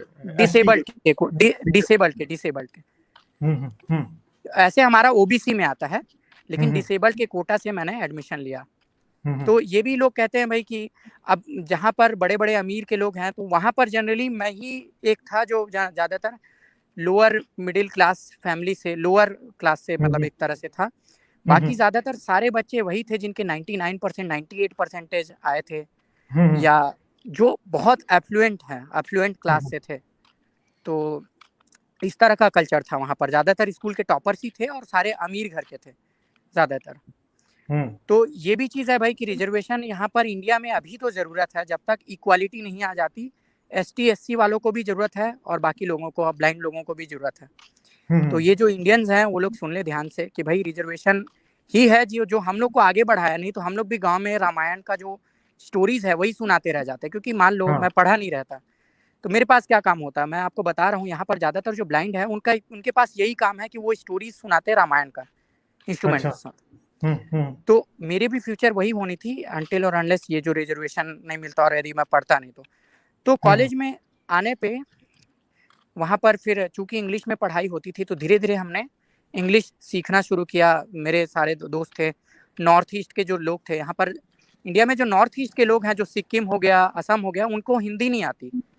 तो मैंने उनसे दोस्ती की, तो उनसे बात करोगे तो आपको इंग्लिश आती जाएगी, इंग्लिश आती जाएगी। चाहे वो गलत इंग्लिश भी बोलोगे तो वो लोग सुन के जवाब देते हैं। तो इससे मेरा इंग्लिश धीरे धीरे इम्प्रूव होने लग गया। मैंने चेतन भगत को पढ़ना शुरू किया। यहाँ पर का एक ऑथर है, जिस तरह पाकिस्तान में एक ऑथर है ना, उमेरा अहमद। हुमैरा अहमद, हाँ बिल्कुल, हाँ, उमेरा अहमद है। एक और हुमैरा कोई अहमद बहुत फजूल बहुत पॉपुलर, है। मैंने उसके भी नॉवेल्स पढ़े हैं ग्रेजुएशन में। अच्छा, अमर बेल पढ़ा है, हाँ पाकिस्तानी नॉवेल्स भी मैंने बहुत पढ़े हैं। अमर बेल मैंने पढ़ा है, मुझे याद है। एक मन्नो सलवा करके एक बुक थी उसकी, वो भी मैंने पढ़ी है, नॉवेल्स हाँ उसकी थी। हाँ तो मैंने ये नॉवेल्स पढ़ने शुरू किए और फर्स्ट ईयर तो जैसे तैसे निकल गया। तो उस समय फिर इंग्लिश धीरे धीरे आने लग गई। अब फिर जब सेकेंड ईयर में आए तो उस समय ये जो राइट विंग वाले जो थे, मोदी जी चुनाव जीत के आ चुके थे 2014 में। हाँ तो जो राइट विंग वाले हैं वो अपने असली औकात में आ गए थे। ये लोग ज़्यादातर क्या करते थे, व्हाट्सएप पे ज़्यादातर ऐसे मैसेजेस फॉरवर्ड करते थे जिसमें बिगेटरी हो, जिसमें मुगल्स को आप क्रिटिसाइज किए हो, जवाहरलाल नेहरू को आप बता रहे हो कि वो मुसलमान है, ये चीज़ है। ऐसे मैसेजेस फॉरवर्ड होते थे। और उस समय मैंने सेकेंड ईयर में पहली बार अपना एंड्रॉयड फ़ोन खरीदा। तो यानी कॉलेज के सेकंड ईयर में? हाँ, कॉलेज के सेकंड ईयर में। पहले फर्स्ट ईयर तक मेरे पास जो फ़ोन था वो कीपैड फ़ोन था, जो पहले कीपैड जो फ़ोन आते थे। तो वो हमने सारे रट लिए थे कि उसमें कीपैड में मुझे सारे फंक्शन पता था कि इस बटन को इतने बार दबाओगे तो ये फंक्शन आ जाएगा। लेकिन जब एंड्रॉयड फ़ोन लिया तो एंड्रॉयड फ़ोन में एक फीचर था कि उसमें सारा चीज़ पढ़ के बता देता कि चाहे वो हिंदी हो या इंग्लिश हो, कुछ भी हो। तो उस समय जो राइट विंगर्स थे उनका बहुत ज़्यादा कंट्रोल था व्हाट्सएप ग्रुप्स पे। और फिर वो जो बिगेटरी वाले मैसेजेस हैं उसने हमें भी इम्पैक्ट करना शुरू किया। मुझे भी, मेरा भी जो फिर रुझान है हिंदुइज्म की तरफ तो था, तो वो जो एक्सट्रीमिस्ट जो हिंदुइज्म है उसके तरफ होने लग गया। मुझे भी लगता था कि यार ये मुसलमानों को 1947 में पूरा भेज देना चाहिए था। ये क्यों यहाँ पर रहने दिया इनको, मतलब सारे को वहीं भेज देना चाहिए था। अम्बेडकर जिस तरह का कह रहे थे, बाकी चीज़ जो कह रहे थे, तो हम लोग इस तरह का जो बिगेटरी है आने लग गई थी धीरे धीरे। और बिगेटरी आने के साथ साथ ये भी हो रहा था कि मेरा जो आर्ग्यूमेंट्स है वो ज़्यादातर राइट विंग ओरिएंटेड होते जा रहा था। तो मुझे क्लासेस में, मुझे अभी भी याद है कि हिंदुइज्म को क्रिटिसाइज होता था तब तो ठीक है, उसके अलावा जो इस्लाम पे और बाकी चीज़ों पे भी था तो मैं क्रिटिसाइज बहुत ज़्यादा करता था। तो जो हमारे टीचर्स थे वो मतलब थोड़ा सोचते थे कि भाई ये सो क्या है। और मेरा जो है जनरली ऐसा था कि मुझे पेज नंबर याद हो रह जाते थे। तो मैं कोई बुक पढ़ रहा हूँ तो मुझे उसके पेज नंबर भी याद होते थे कि ये इस पेज पे लिखा है। अच्छा। तो आर्ग्यूमेंट जब मैं करता था तो मेरे पास रेफरेंस होता था मुँह ज़बानी कि भाई ये इस पेज पे है। जिस तरह फर्जी नहीं था जैसे जाकिर नायक करता है, उस तरह का फर्जी नहीं था कि फर्जी रेफरेंस दिए जा रहा हूँ। असली वाले होते थे, असली पेज नंबर याद रहते थे। तो उसी समय हमारे कॉलेज में शाहरुख खान पहली बार आया। तो जनरली क्या हुआ कि राइट विंग वाले जो है, जितने भी जो मुस्लिम्स हैं, जो खासकर आमिर खान हो गया और शाहरुख खान हो गया, इनको ये लोग मानते हैं एंटी नेशनल, देशद्रोही मानते हैं इनको, ये एंटी नेशनल है। तो आमिर खान को उस समय हमने भी ट्रोल किया था जब उसने बोला था कि 2015 की बात है। उस समय आमिर खान ने कहा था कि भाई हमारे कंट्री में, मेरी वाइफ कहती है कि हमारे कंट्री में इंटॉलरेंस बढ़ रहा है, इसलिए उसे भी डर लगने लग गया है। तो उस समय चूंकि हम लोग भी राइट विंगर्स हुआ करते थे तो हमने भी उनका बहुत ज़्यादा वो किया। स्नैपडील में उनको उनका जो एम्बेसडर थे स्नैपडील के, उसमें हटवाने में हमारी भूमिका थी। और बाकी चीज़ मतलब हम लोग एक तरह का राइट विंगर का जो आईटी सेल जिस तरह रोबोटिक करता था, तो हम लोग भी, तो मैं भी उसमें आ गया कि मैं भी एक ग्रुप चलाता था व्हाट्सएप पे, जय हिंदू राष्ट्र करके। तो मतलब एक तरह का जो एक्सट्रीमिस्ट ग्रुप था, जिसका पर्पस ही यही था कि इंडिया को हिंदू राष्ट्र, हिंदू नेशन बनाना है। इस तरह का उसका पर्पस था व्हाट्सएप ग्रुप का। तो उसी समय शाहरुख खान पहली बार 1988 से पास होने के बाद पहली बार आया है अपने कॉलेज में, हमारे कॉलेज में आया। तो हम लोग जो है उसको देशद्रोही मानते थे, एंटी नेशनल मानते थे, क्योंकि राइट विंगर का जो आइडियोलॉजी है उसका बहुत ज़्यादा असर होने लग गया था।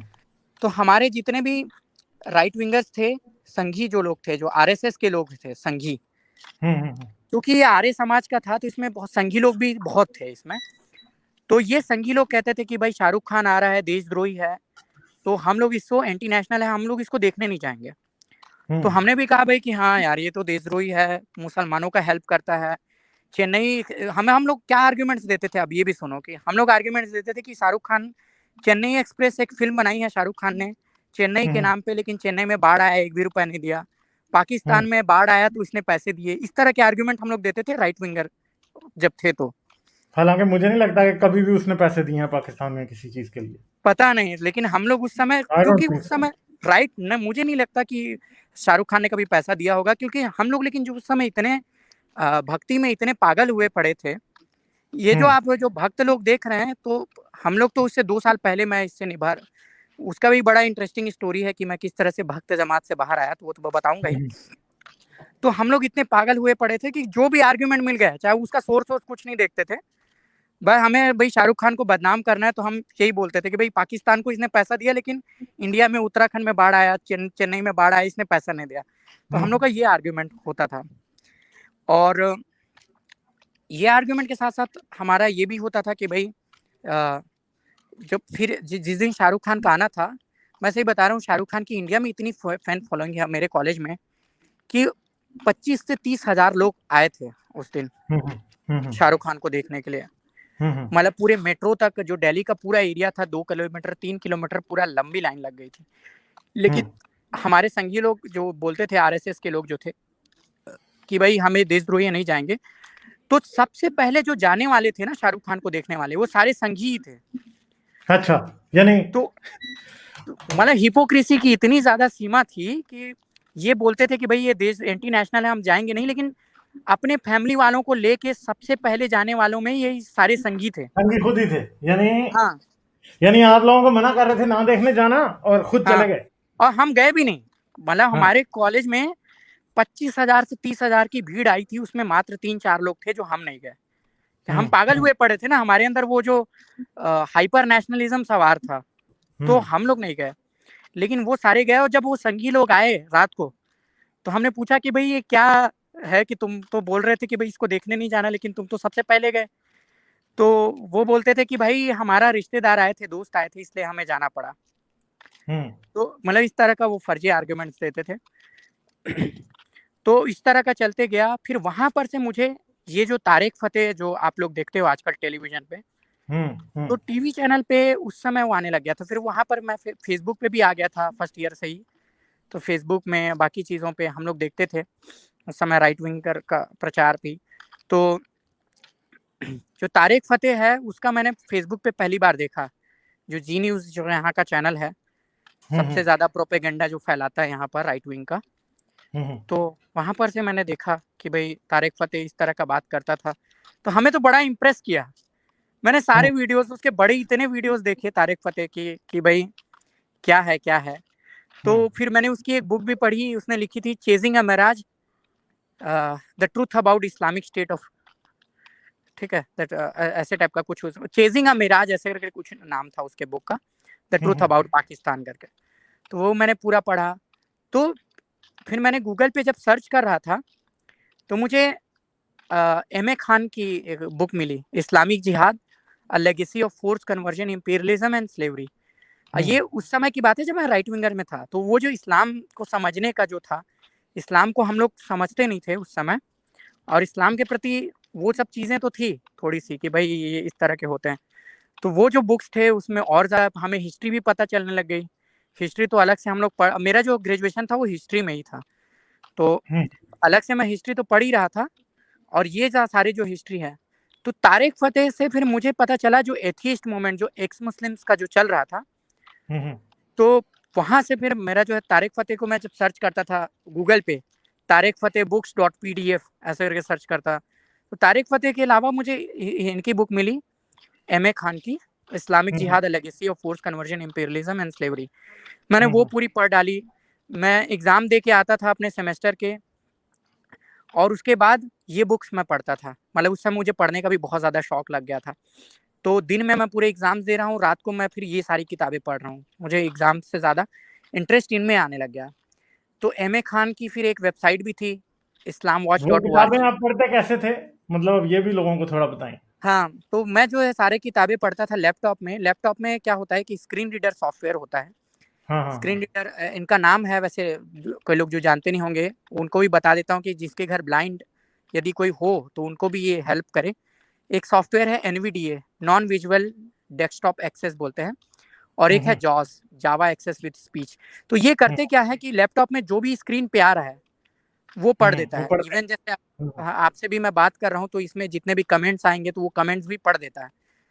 तो ये एप्पल में भी ये सारे सारे जगहों में ये फीचर्स मिलते हैं।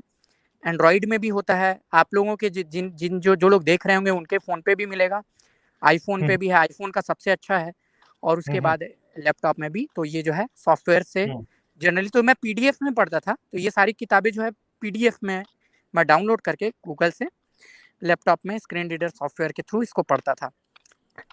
तो इससे बड़ा हुआ ये कि भाई फिर मुझे faithfreedom.org का पता चला, जो अली सेना जो है एक्स मुस्लिम, उस समय जो आप लोगों का जो ये मूवमेंट शुरू होने से पहले जो शुरुआती लोग थे, तो मेरा जो है उन लोगों से पहले मैंने उनको पढ़ना शुरू किया कि अबुल कासिम हो गए। एक अबुल कासिम बहुत अच्छा आर्टिकल्स लिखते थे, तो उनका मैंने सारा पढ़ लिया, MA खान का। तो फिर मेरा तारिक फतेह से भी मोह भंग हो गया। मुझे लगा कि ये तारिक फतेह बेफालतू की बातें कर रहा है, क्योंकि फिर मुझे एक्स मुस्लिम्स की जो बातें हैं वो फिर पता चलने लग गई थी। अबुल कासिम जो है उन्होंने इस्लाम पे क्रिटिकल एक आर्टिकल लिखा ही था, उन्होंने हिंदुइज्म पे भी एक आर्टिकल लिखा था, विमेन इन हिंदुइज्म। उस समय चूंकि मैं राइट विंगर था, लेकिन फिर भी मैंने वो आर्टिकल पढ़ा और मुझे लेकिन उतना ज़्यादा फर्क नहीं पड़ा। मैंने बोला कि ठीक है, मतलब मैंने इग्नोर किया उनकी बातों को। जबकि उस समय यदि मैं ध्यान देता तो मैं बहुत जल्दी और एथिस्ट बन जाता, लेकिन वो उस समय मैंने ध्यान नहीं दिया। तो वो मैंने इस्लाम के जितने भी एक्स मुस्लिम्स के वेबसाइट थे, मेनली islamwatch.org पे और faithfreedom.org पे, वो मैंने सारे पढ़ लिए। और उसी समय फिर डोनाल्ड ट्रंप का इलेक्शन भी था, तो उस समय मेरी इंग्लिश अब इम्प्रूव होने लग गई थी। तो जो कैंपेनिंग जो चली थी डोनाल्ड ट्रंप को जिताने में, उसमें भी हम लोगों का पार्ट था। मतलब मैं भी जनरली फेसबुक पे जो डोनाल्ड ट्रंप का पेज था उधर जाके प्रचार करना, तो उसमें हम क्या कहते थे कि भाई अमेरिकन जो है, यदि आपको इमिग्रेंट्स में बैन चाहिए तो आप जो है डोनाल्ड ट्रंप को वो करो, नहीं तो ये सारे मुसलमान जो है आप यानी लोगों के इंडिया वाले बैठ के इंडिया में अमेरिका के प्रेसिडेंट डोनाल्ड ट्रंप को बनाने की कोशिश कर रहे थे। हाँ हाँ, और आरएसएस हिंदू, वाले, बिल्कुल आरएसएस बिल्कुल, वाले। हाँ हाँ, RSS वाले। मतलब मतलब यार ये तो मुझे हंसी आ रही है इस बात के ऊपर। हाँ। मतलब कितनी ये बड़ी स्टूपिडिटी की बात है ये, कहीं इधर से बैठ के फेसबुक के ऊपर उसको ऊपर उठा रहे। बिल्कुल बिल्कुल, अजीब सी ये बात सारे और हमने भी किए हैं, ऐसा भी नहीं है। है। RSS वालों के साथ हमने भी इन हाँ चीजों को किया। और आप हाँ। लोग, आपको जान के आश्चर्य होगा कि जो हिंदूज थे उन्होंने प्रॉपरली सेक्रीफाइस भी किया था, यज्ञ।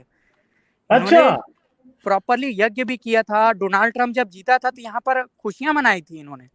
हाँ, तो सेक्रीफाइस ये किस तरह ये वाला होता है, ये भी जरा वो जो है बताना। जनरली वही वही पूजा पाठ होता है कि हे अच्छा लॉर्ड, हे लॉर्ड, अच्छा कि डोनाल्ड को ट्रंप को प्रेसिडेंट बना देना। और उसमें वो सारा अच्छा घी और बहुत सारे अगरबत्ती, ये वो घी, अच्छा। तो इसका बहुत मतलब है जब वो जीता तो फिर तो ये बड़े खुश हुए होंगे कि वो बहुत हमारा बहुत भगवान खुश हुए, बन गया इतना साबित हो सेलिब्रेट किया हम लोगों ने, बहुत सेलिब्रेट किया। गया। अरे यार। और अच्छा। वहां पर फिर। और जनरली ये हुआ कि भाई हमारे क्लास जिस दिन इलेक्शन रिजल्ट आने थे 9 तारीख 2016 को, तो पूरी क्लास कह रही थी कि हिलरी जीतेगी करके। अब मैं अकेला था कि मैं हाँ कह रहा था कि डोनाल्ड ट्रंप जीतेगा। और जब जीत गया तो हाँ हमारे जो टीचर्स थे उनको भी आश्चर्य हुआ कि भाई इसको कैसे पता चला कि तो हाँ। उनको पता नहीं था कि इधर हम लोग भी इतना कैंपेनिंग कर रहे हैं 1 डेढ़ महीने से, 2 महीने से। अच्छा। उसका ये भी इम्पैक्ट हुआ कि मेरे जो इंग्लिश एक्सेंट है, मैंने इतना डोनाल्ड के भाषण सुने, तो मेरा भी एक्सेंट में अमेरिकन जो एक्सेंट है वो आने लग गया था। और ऑब्वियस सी बात है, अभी भी उसका प्रभाव है जो इंग्लिश का। तो ये भी चीज़ था कि भाई जब डोनाल्ड ट्रंप जीत गया, तो फिर उसके बाद हमने मतलब अपना फिर वापस पढ़ाई में आ गए, ग्रेजुएशन में सारे पढ़ रहे थे। तो वहाँ पर फिर मुझे जो है सबसे पहली बार डाउट जो बोलते हैं ना अपने रिलीजन पे और ये सब चीज़ें, इस्लाम की तो मैंने सारी पढ़ ली थी। अपने फिर इधर जो ये राइट विंग का जो पूरा दलदल में जो मैं फँस चुका था एक तरह से, तो वहाँ का डाउट जो है पहली बार शुरू हुआ कि हमारा जो एक ग्रेजुएशन में ये सारे लेफ्ट की जो पार्टीज़ थी, उन्होंने एक इवेंट कराया था, क्योंकि मोदी जी ने उस समय पे टारगेट करना शुरू कर दिया था यूनिवर्सिटीज़ को। यूनिवर्सिटीज़ को, अच्छा। जो जेएनयू है, सबसे पहले इन्होंने टारगेट किया जेएनयू को, जहाँ से बाद में मैंने पढ़ा भी। मैं उसके ऊपर भी आऊँगा यदि समय हो तो। ऑब्वियस सी बात है, ये जर्नी है तो उसमें। तो इन्होंने जेएनयू को एंटी नेशनल बताना शुरू किया। पहले तो इन्होंने क्या किया भाई, सबसे पहले एक्टर्स को, ये सबको एंटी नेशनल ब्रांड करना शुरू किया।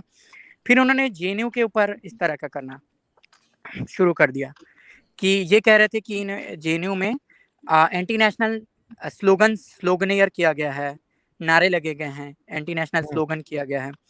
तो उसमें क्या स्लोगन, उस समय हम लोग भी राइट विंगर्स के थे, तो हम लोग बोलते थे कि उस समय मॉर्फ्ड वीडियोस, मॉर्फ्ड इमेजेस बहुत ज़्यादा चलते थे। तो ये जो राइट विंगर्स थे, इन्होंने ही मॉर्फ किया था। तो उसमें नारे होते थे कि भारत तेरे टुकड़े होंगे इंशाअल्लाह इंशाअल्लाह। मुझे नहीं अच्छा, लगता ये खुद जेएनयू का बनाते थे? जेएनयू यानी हाँ, ये इन्होंने खुद बनाते थे? खुद बनाते थे कि उधर अच्छा। पाकिस्तान जिंदाबाद हुँ। ये सब नारे लगा रहे हैं, या भारत तेरे टुकड़े होंगे इंशाअल्लाह इंशाअल्लाह, इस तरह के नारे। और ये जो नारे जो है सब मॉर्फ करके इन्होंने मतलब बनाए और टीवी चैनल्स पे चलाए कि ये देखो इंडिया की यूनिवर्सिटी के बच्चे जो है ये क्या करते हैं, ये क्या करते हैं। तो लेफ्ट की जो ऑर्गेनाइजेशन थे उनको ये बदनाम करना चाह रहे थे जनरली ना, यूनिवर्सिटीज के। तो शुरुआत इन्होंने प्रयोग किया था जेएनयू से कि भाई बता के दिखाते हैं कि भाई ये तुम्हारे यहाँ के इंडियंस ही हैं ये। अब ये रैशनली सोचोगे तो जेएनयू में 8000 स्टूडेंट्स पढ़ते हैं, वो सारे इंडियंस हैं, लेकिन ये इंडिया में पढ़ रहे इंडियन स्टूडेंट्स को ही एंटी नेशनल बोल रहे थे। कितनी आयरनी की बात है अभी सोचोगे तो। उस समय हम लोग भी मानते थे कि भाई जेएनयू के बच्चे जो है वाकई होंगे देशद्रोही, क्योंकि हम लोग को भी पता नहीं था कि ये मॉर्फ करके वीडियो को एडिट करके ये मतलब इस तरह का क्या है। हम लोग तो भाई नॉर्मल इंसान थे। तो वहीं पर ये जो एक इवेंट कराया था द आइडिया ऑफ यूनिवर्सिटी नाम से, लेफ्ट के जो स्टूडेंट्स हैं उन्होंने मिलके द आइडिया ऑफ यूनिवर्सिटी नाम से। तो मैंने अपने क्लास से, लेकिन जो प्रोफेसर थे लेफ्टिस्ट थे लेकिन बहुत नॉलेज था उनको। तो जब क्लासेस चल रही थी तो मेरे तो बड़ा इंटरेस्ट था इस सब में।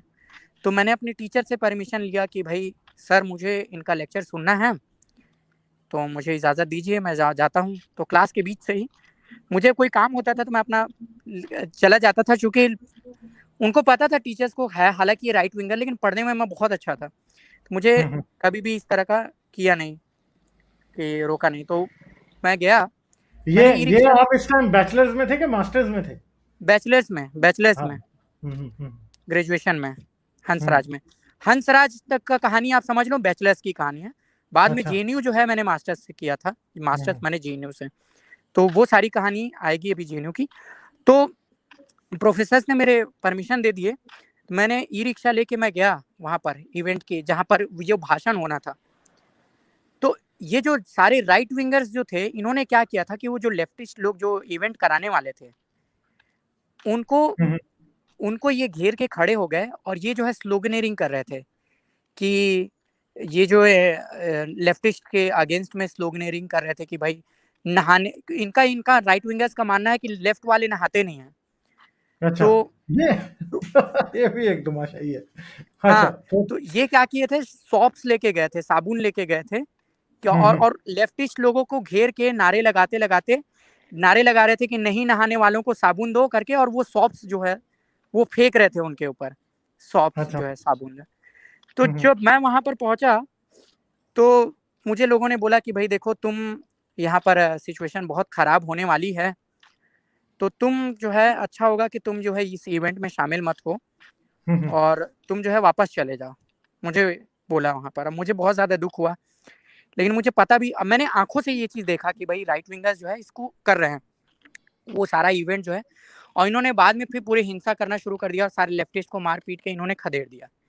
और अब अच्छा, फिर हुआ क्या कि वो रात इवेंट को जब नहीं मैं हुआ, वो इवेंट नहीं हुआ। वो इवेंट नहीं हुआ, वो इवेंट अच्छा। नहीं हुआ। मेरे दोस्त लोग भी गए थे, तो उनको भी मैंने बोला कि भाई कहाँ हो? तो लोग बोले कि भाई इवेंट अब नहीं हो रहा, तो इस तरह का। लेकिन हुआ क्या कि रात को इन्होंने फेसबुक पे आके सारे राइट विंगर्स ने ये फैलाना शुरू कर दिया कि लेफ्टिस्ट ने हमें पीटा है, लेफ्टिस्ट लोग अच्छा। जो है हमें घेर के खड़े हो गए थे। वहाँ ओके। से मेरा जो है मूड जो है थोड़ा-सा खसकना शुरू हुआ। मैं बोला कि यार ये आँखों से मैंने देख के आया है कि भाई तुम लोग घेर के खड़े थे, तुम लोग नहीं, जो है अब उनके ये ऊपर कहेंगे कि दत्तन ने आँखों से उत्तम ने तो आँखों से कैसे देखा? हाँ। ये भी हो सकता है। तो मैं ये सोच रहा हूँ कि भाई हमारे सामने की बात है कि ये लोग जो है प्रॉपर्ली नारे लगा रहे थे, उनके ऊपर सोप्स फेंक रहे थे, साबुन फेंक रहे थे, उनके ऊपर इस तरह का पत्थर-वत्थर फेंक रहे थे, और रात को आके ये जो है अपने फेसबुक पेज से एबीवीपी, यहाँ पर एक आरएसएस का जो है स्टूडेंट विंग है। हुँ, हुँ। एबीवीपी इसका फुल नाम है, अखिल भारतीय विद्यार्थी परिषद। हुँ, हुँ। तो इन्होंने मतलब एक तरह का जो है पूरा प्रोपेगेंडा चलाना शुरू कर दिया कि लेफ्टिस्ट ने हम लोगों को पीटा। तो हुँ, रात को जब फेसबुक मैंने खोला, तो मैं बड़ा आश्चर्य हुआ कि यार ये क्या मूर्खता है इनकी। एक हुँ, तो खुद इन्होंने पीटा बच्चों को बेचारों को, बड़े पीसफुली आए थे, और इन्होंने मतलब फिर रात को अपने खुद विक्टिम बन गए ये लोग। हुँ। तो वहाँ से मुझे पहली बार समझ में आया कि कुछ तो गड़बड़ है इस आइडियोलॉजी में। मैं इतने दिन से 1 साल, 1.5 साल से राइट विंग के आइडियोलॉजी में था। पहली बार मुझे जब आपके सामने थोड़ी सच्चाई आती है, तो थोड़ा-सा सेल्फ डाउट होता है कि यार कुछ तो गड़बड़ है यहाँ पर। इनके हुँ। आइडियोलॉजी में कुछ ना कुछ ज़रूर तो प्रॉब्लम है, कुछ तो छुपा रहे हैं ये लोग। तो इस तरह से जो है पहली बार मुझे डाउट आना शुरू हुआ, और उसी समय फिर हम लोग यूट्यूब पे भी थे, तो यूट्यूब में भी आने लग गए। ध्रुव राठी इन लोगों का चैनल भी आ गया था, तो ये लोग भी अल्टरनेटिव जो साइड है उनको ये लोग पेश करते थे, जो क्योंकि यहाँ हुँ, पर जो मीडिया चैनल्स थे वो सारे बिक गए थे। सारे हुँ, हुँ। मोदी की गुलामी में, दलाली में हुँ, लग हुँ। गए थे उसी समय से। मोदी ने उसी समय से ही खरीद लिया था। उस समय नोटबंदी हुआ, नोटबंदी में भी हमें पता है। देखो नोटबंदी का भी एक इंटरेस्टिंग स्टोरी बता रहा हूँ कि लोगों नोटबंदी जो किया गया था ना, हुँ, हुँ। डिमोनेटाइजेशन, तो उस समय जो डिमोनेटाइजेशन जो किया गया था, तो लोगों की इतनी लंबी-लंबी लाइन होती थी एटीएम से पैसे निकालने के लिए, 6-6 700 मीटर की 100 6-6 700 मीटर की लाइनें होती थी। हुँ, हुँ। तो ज़्यादातर लोग क्या करते थे कि हमें ले जाते थे ब्लाइंड लोगों को कि भाई चलो यार हमारा पैसा निकलवा देना, क्योंकि ब्लाइंड लोगों को ये क्या करते थे, आगे लाइन में जाने नहीं दे लगे। देते थे, लाइन में नहीं लगने देते थे। हुँ, हुँ। तो उस समय जब ये था, तो हमने भी बहुत सारे दोस्तों के पैसे निकलवाए, क्योंकि इतना क्राइसिस था कि मतलब मोदी जी ने जो ये इकोनॉमिक्स, जो देश की इकोनॉमी जो ब्लंडर करना शुरू किया, वो हुँ, उसी समय से किया था डिमोनेटाइजेशन से, और उस समय हमें दिख भी रहा था ये चीज़। लेकिन हम लोग राइट विंगर्स थे, तो हमारे अंदर ये नशा चढ़ा हुआ था कि भाई मोदी जी जो कर रहे हैं वो सही कर रहे हैं। अच्छा किया, हम लोग को लग रहा था अमीरों का काला धन बर्बाद हुआ, लेकिन हुआ इसका उल्टा कि गरीबों को मतलब बहुत ज़्यादा इससे नुकसान हुआ।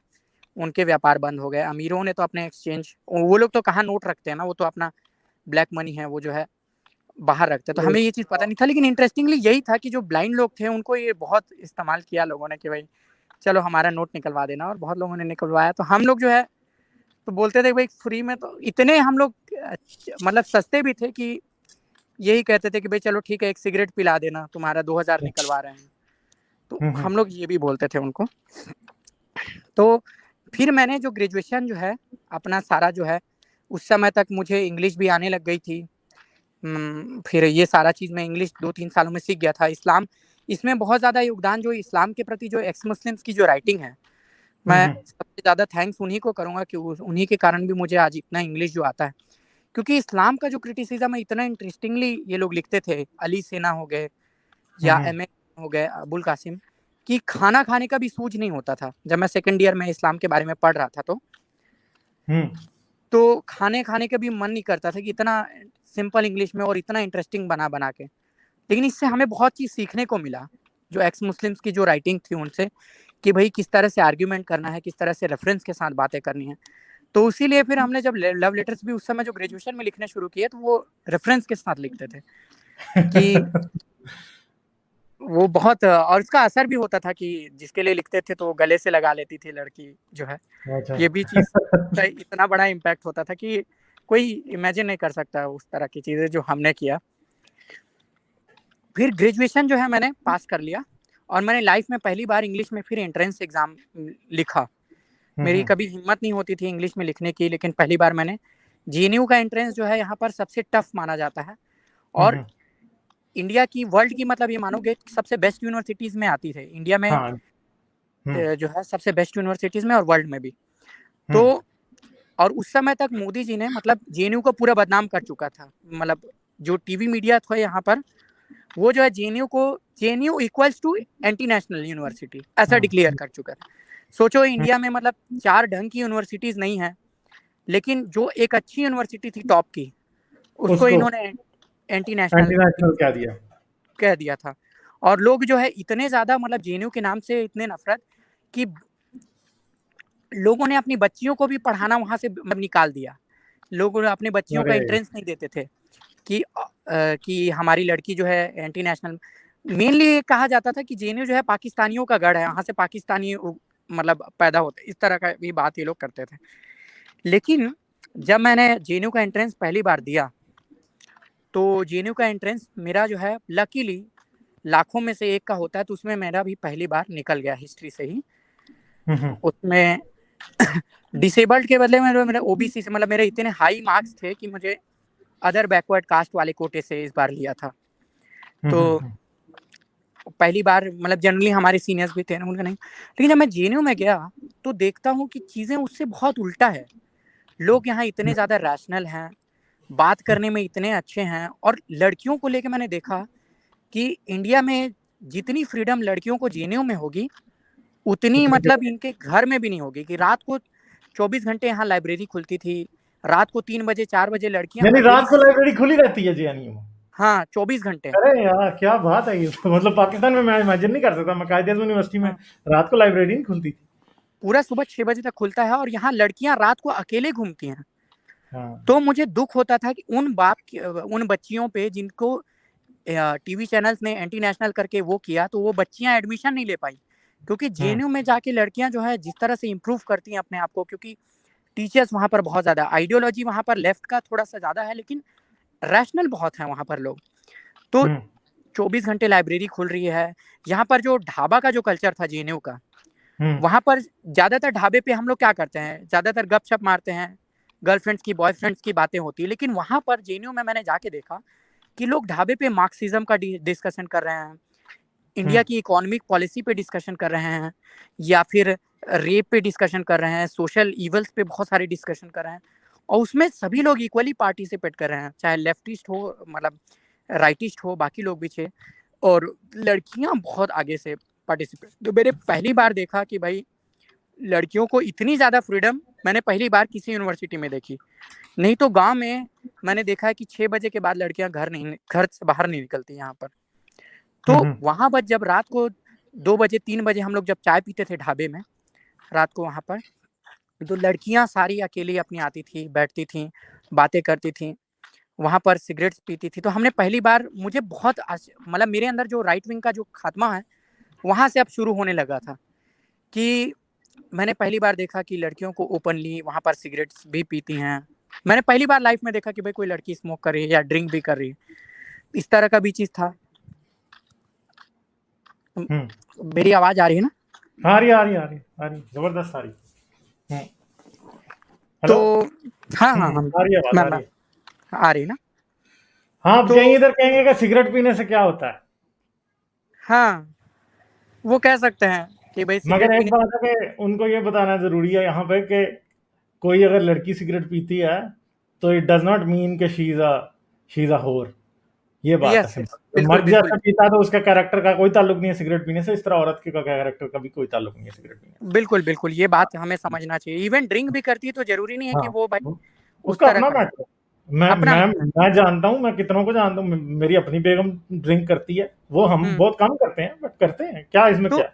बिल्कुल बिल्कुल बिल्कुल। तो मैं भी जब पहली बार गया तो हमने भी पहली बार लड़कियों के साथ सिगरेट पिया। मतलब मैं भी स्मोक करता हूँ अभी भी, और उस समय भी करता था। तो पहली बार वहाँ पर जब ड्रिंक भी किया तो उस समय, लेकिन जब मैं गया जेएनयू में तो राइट विंग का असर जो है खत्म नहीं हुआ था। तो हम आर्ग्यूमेंट्स करते थे राइट विंग की तरफ से, लेकिन बाद में जो हमारी जो दोस्ती है वो ज्यादातर अम्बेडकराइट्स, यहाँ पर जेएनयू में लेफ्टिस्ट के अलावा अम्बेडकराइट्स लोग भी थे। तो वो क्या होते थे, अम्बेडकर की आइडियोलॉजी पे बिलीव करते हैं ज्यादातर, दलित में इमेंसिपेशन पे, बाकी चीजों पे।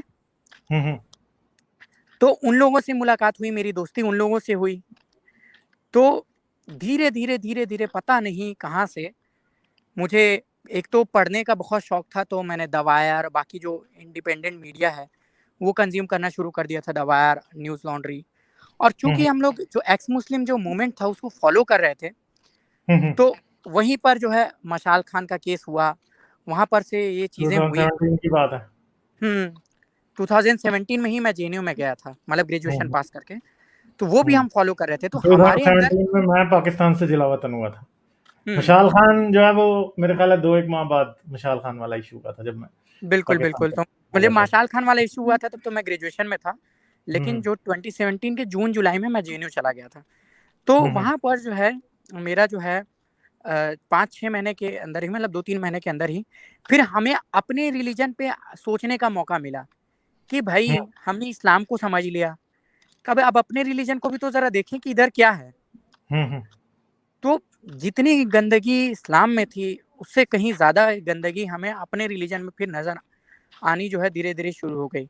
जिस तरह मैंने हम्म। बताया था कि किस तरह से यहाँ पर जो कास्ट का था, बाकी चीजों का था, तो तो वो पहला जो जो मैंने, क्वेश्चन कोई उठा हो हिंदुइज्म से रिलेटेड, आपके माइंड में वो क्या था?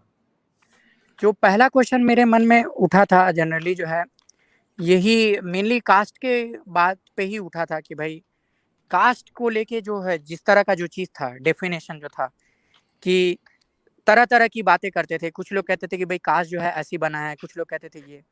मेरे मन में जो पहला जो क्वेश्चन उठा था कि भाई यदि लोगों को इक्वल बनाया है तो कास्ट को लेके इतना ज्यादा डिस्क्रिमिनेशन क्यों है?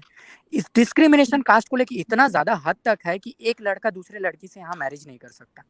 हाँ। इतना हाई लेवल का यहाँ पर डिस्क्रिमिनेशन है। किसी और रिलीजन में आप, यहाँ तक इस्लाम में भी नहीं पाओगे कि भाई एक मुस्लिम जो है दूसरे मुस्लिम से मैरिज नहीं कर पा रहा है। यहाँ पर इतना ज्यादा वो है कि एक हिंदू दूसरी हिंदू से मैरिज करने से पहले उनको 3000 कास्ट है, तो वो 3000 कास्ट में से 2999 कास्ट में वो मैरिज नहीं कर सकता। तो ये जो हाई लेवल का जो डिस्क्रिमिनेशन है ना, वो मैंने उस समय सोचा। और उस समय जब हम लोग 8th 9th में थे ना, तब भी हमें ये चीजें आती थी। मतलब जब उस समय जब बच्चे थे 8th 9th में भी, कि यार ये क्या है। मतलब जब भी हम बहुत लोगों का लेटर लिखते थे या खुद के लिए भी चीज था, तो हमारा ये चीज होता था कि यार ये परिवार ऐसा क्यों है कि परिवार एक्सेप्ट नहीं करते। यहाँ पर परिवार इतना ज्यादा रिजिड होते हैं कि यदि दूसरे कास्ट के लोगों से मैरिज भी कर ले तो वो उसको एक्सेप्ट नहीं करते फैमिली से, पूरा हाँ। टोटली फैमिली से बाइकआउट कर देते हैं। हम्म तो इतनी ज्यादा रिजिडिटी है कि कई लोग यहाँ पर ऑनर किलिंग के अलावा सुसाइड भी बहुत ज्यादा होता है इसलिए कास्ट का। तो मेरे मन में जो पहला क्वेश्चन ये जो आता था कि भाई ये कास्ट को लेके आता था कि कास्ट को लेके इतना ज्यादा डिस्क्रिमिनेशन। अब यहाँ पर अब हिपोक्रेसी देखो कि हिंदुओं की ये कहते हैं कि भाई यहाँ कास्टिज्म है नहीं, जबकि ये खुद अपने, इनको भी पता है हकीकत कि भाई ये जो खुद अपने मानते हैं ये लोग। और हम लोग को भी पता है, हम तो गांव में रहे हैं, गांव में पले बढ़े होने के अलावा मेट्रोपॉलिटन सिटीज भी, मतलब हमने अर्बन एरिया भी देखा है और रूरल एरिया भी देखा है। रूरल एरिया में भी कास्टिज्म ज़्यादा है और अर्बन एरिया में भी है, लेकिन वो उस तरह से नहीं है, क्योंकि यहाँ पर अर्बन एरिया में लोग मोहल्ला बना के नहीं रहते। कास्टिज्म गांव में इतना ज़्यादा क्यों है, क्योंकि गांव में लोग मोहल्ला रहते हैं कि भाई वर्मा लोगों का एक मोहल्ला हो गया, साहू का एक मोहल्ला हो गया, ब्राह्मण्स का एक मोहल्ला हो गया। जबकि शहर में ऐसा नहीं होता। शहर में भी, लेकिन आप ये भी एक्सेप्शन है कि शहर में रिलीजन के बेस पे लोग डिवाइड करते हैं कि मुस्लिम्स का मोहल्ला हो गया एक अलग, हिंदूज का अपार्टमेंट अलग हो गया, क्योंकि मुस्लिम्स को यहाँ पर शहरों में आसानी से लोग जो है किराया में नहीं देते, तो ज़्यादातर वो लोग जो है अलग ही मोहल्लों में, या उनका एक अलग मोहल्ला होता है। शहरों में इस तरह, शहरों में डिस्टिंक्शन मेनली रिलीजन के नाम पे है, लेकिन शहरों में भी जब मैरिज की बात आती है तो लोग अपने कास्ट का ही देखते हैं। तो हाँ। तो हिंदुइज्म का जो पहला जो मेरे अंदर ये चीज़ें आई फिर मुझे बुक्स पढ़ने का शौक था, तो हिंदुइज्म से रिलेटेड फिर मुझे बुक्स भी मैंने पढ़ी। एक डेविड फ्रॉली था, उसकी बुक थी, तो वो तो बड़ा राइट विंगर्स जो है वो लोग प्रचारित करते थे कि how I became a Hindu, उसकी एक बुक थी, मैंने वो भी पढ़ी। तो उसमें वो जो उसके आर्गुमेंट्स थे वो मुझे कन्विंस नहीं किए कि भाई उसने वेदों को, उपनिषद को पढ़ के पता नहीं, जैसे कई लोगों का होता है ना कि इस्लाम में कन्वर्ट होते हैं बे रीजन कुछ होता नहीं, लेकिन वही बोलते हैं कि भाई कुरान में स्पिरिचुअलिटी हाँ, नजर आई। हाँ, हाँ। तो उसी तरह का उसके आर्ग्यूमेंट्स थे। तो पता नहीं मुझे कहाँ से एक बुक, मुझे सटायरिकल बुक थी, खट्टर काका करके, हरि मोहन झा की ये बुक थी। तो इसको पढ़ने पे ना मुझे, मतलब मैं सही बताऊं, ये बुक मतलब एक इंसानों की आंखें खोल देने वाली बुक है। खासकर कोई भी जो हिंदुइज्म, इसकी इंग्लिश में भी ट्रांसलेशन है लेकिन पूरी चैप्टर्स नहीं है, कम से कम 15-16 चैप्टर्स ही होंगी। हिंदी में ये बुक थी। तो ये मैंने जब पढ़ी, हिंदुइज्म की जो गंदगी है, मतलब आप बोलोगे कि कास्टिज्म से रिलेटेड तो है ही, उसके अलावा जो विमेंस को लेके है, बाकी चीज़ों को लेके है, डिसेबल्स को लेके तो हमें पता भी था कि कितना ज़्यादा यहाँ पर भरा हुआ है सोच जो है। अब उस पर भी बात करेंगे कि भाई कितना ज़्यादा घटिया सोच रखते हैं डिसेबल्स को लेके भी। तो वो पता चला, विमेंस के प्रति पता चला, रामायण और महाभारत में भी पता चलने लग गया कि भाई किस किस तरह से अन्याय हुआ लोगों के साथ।